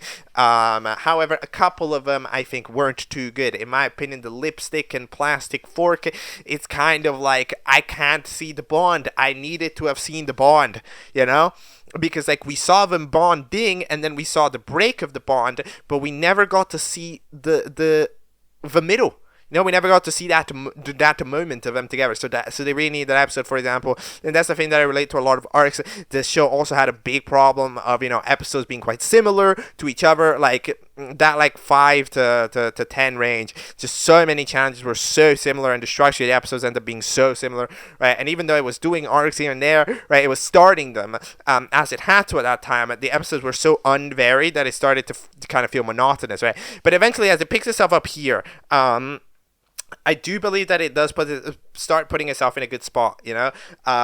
You can tell that like the story is progressing. There's a main plot going on. There's a couple of side ideas, right? There is probably not enough, to be honest. Like, there's not that much stuff going on, like, kind of externally speaking. I'm just gonna say it, right? Like, of course, the main plot is very, very important. However, I will say that there probably should be an additional, like, I don't know, like 2 subplots-ish that would really make it feel whole. Because, like, as I said, there's a bunch of, like a bunch of teams kind of ain't doing too much, you know? Like, a character, like, again, Gum hasn't done anything ever. Milo is like kind of doing an important thing. I don't like, there might be doing something. You know, Milo and Retro kind of had a thing going on, right? There's like an alliance that is on hiatus, right? Like, again, Gum never did anything, but like in general, I don't know. I feel like there could be like a couple. It could try introducing a couple of little new twists to some things. You know, get some characters on like different statuses. I think it'd be interesting, but either way, in general, it sets stuff off. Animation quality, you know, has been completely consistent. I'll be curious if this turns back into a monthly series. I mean, I'm kind of worrying about it, because I mean, like, it got an episode out in January, but on like the 28th. So I'm not currently believing in the concept. Oh my god, I said it again. I'm not believing in the concept of it being monthly, and I don't think that's the plan. However, it could, maybe. I don't know. I feel like it's a bit big, especially if COTC is happening. I'll be interested to see what happens with it. However, yeah, in general, in terms of animation quality, solid. Voice acting quality has always been solid. Voice acting quality has actually been excellent. Like, the one thing that I think definitely it has been very, very good at, like, it has been constantly pretty good at in terms of that. Audio solid. I believe a lot of the music is original from time to time. I think there is original music in there somewhere. I think the current intro theme is original, right? However, like, you know, and it does a good job at implementing some of the tracks, right, to add into its own vibe, you know, like Tyler the Creator, like all that stuff, right? And in general, it does a relatively good job at kind of like, you know, dropping tricking that stuff in there. Audio makes it solid. I never even thought about it, except for this one moment, actually, where it went mono in this episode. But other than that, I never had to actually think about it, which means it's solid, right? So audio solid, animation solid, writing, I believe it is currently getting itself together, right? You know, like, again, there's the corny stuff that I already talked about, but even then, I am not 100% sure if I'm just coping, because I probably am. So, like, in general, I wouldn't even count it too much. So I would say that it's improved way more than what it was, right? So now I have to let it cook, right? Because we're kind of in the middle, right? I can't judge too much because I don't know what's about to happen, right? You know, like, I see that it is going into a direction, but, you know, I gotta see the road finish before I can judge its quality, right? You know, like, I can't judge a road if 80, like, I can't judge a road 50% in, if by the 80% it breaks and turns into a cliff, right? So, like, I gotta kind of sit it out before I judge the full concept of the show. So, yeah. But I'm glad that at least eventually it picked up the voting improvements. Like, I think that's the best sign. I kind of trust the show to improve, because eventually it did pick up the voting improvement that I pointed out immediately, which is nice. Which means that, again, the show realizes, and I think that the show does realize when it needs to improve, how it needs to improve. Is doing more work towards it, making arcs longer and longer. I think the show realizes. You know, I'm pointing it out moment by moment, but hey, I'm glad. Currently, you know, I remember I said this in day 1 on like episode 4 or something, that I had a lot of doubts with the show. I think nearly all of them have been answered. I currently believe in concept. So, good luck on it. Let's do an outro.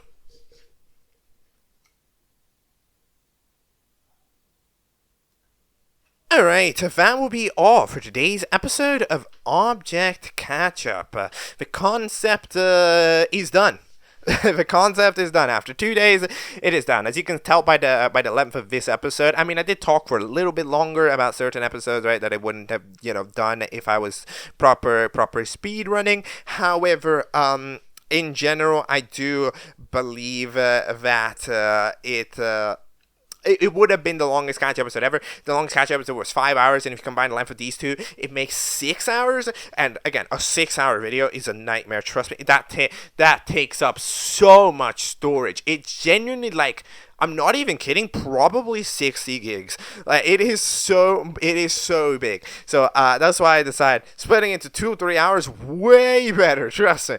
So yeah, that is concept. Hopefully we will get to web and other stuff. I do plan on probably doing web next, but don't count on it, okay? Don't get too overexcited, because you never know what the hell I got to do. But no, I plan on maybe doing web next, and then I don't know. We'll see about Solve at a future time. Because they're kind of the trio of shows that end up sort of leeching off of each other in terms of creative ideas, because they're kind of the main show of each person, right? And they're the main show of each person that happens to be also one of the main people in the other person show. So they're very co-united. For concept though, at least we're all caught up. See you next time. Goodbye.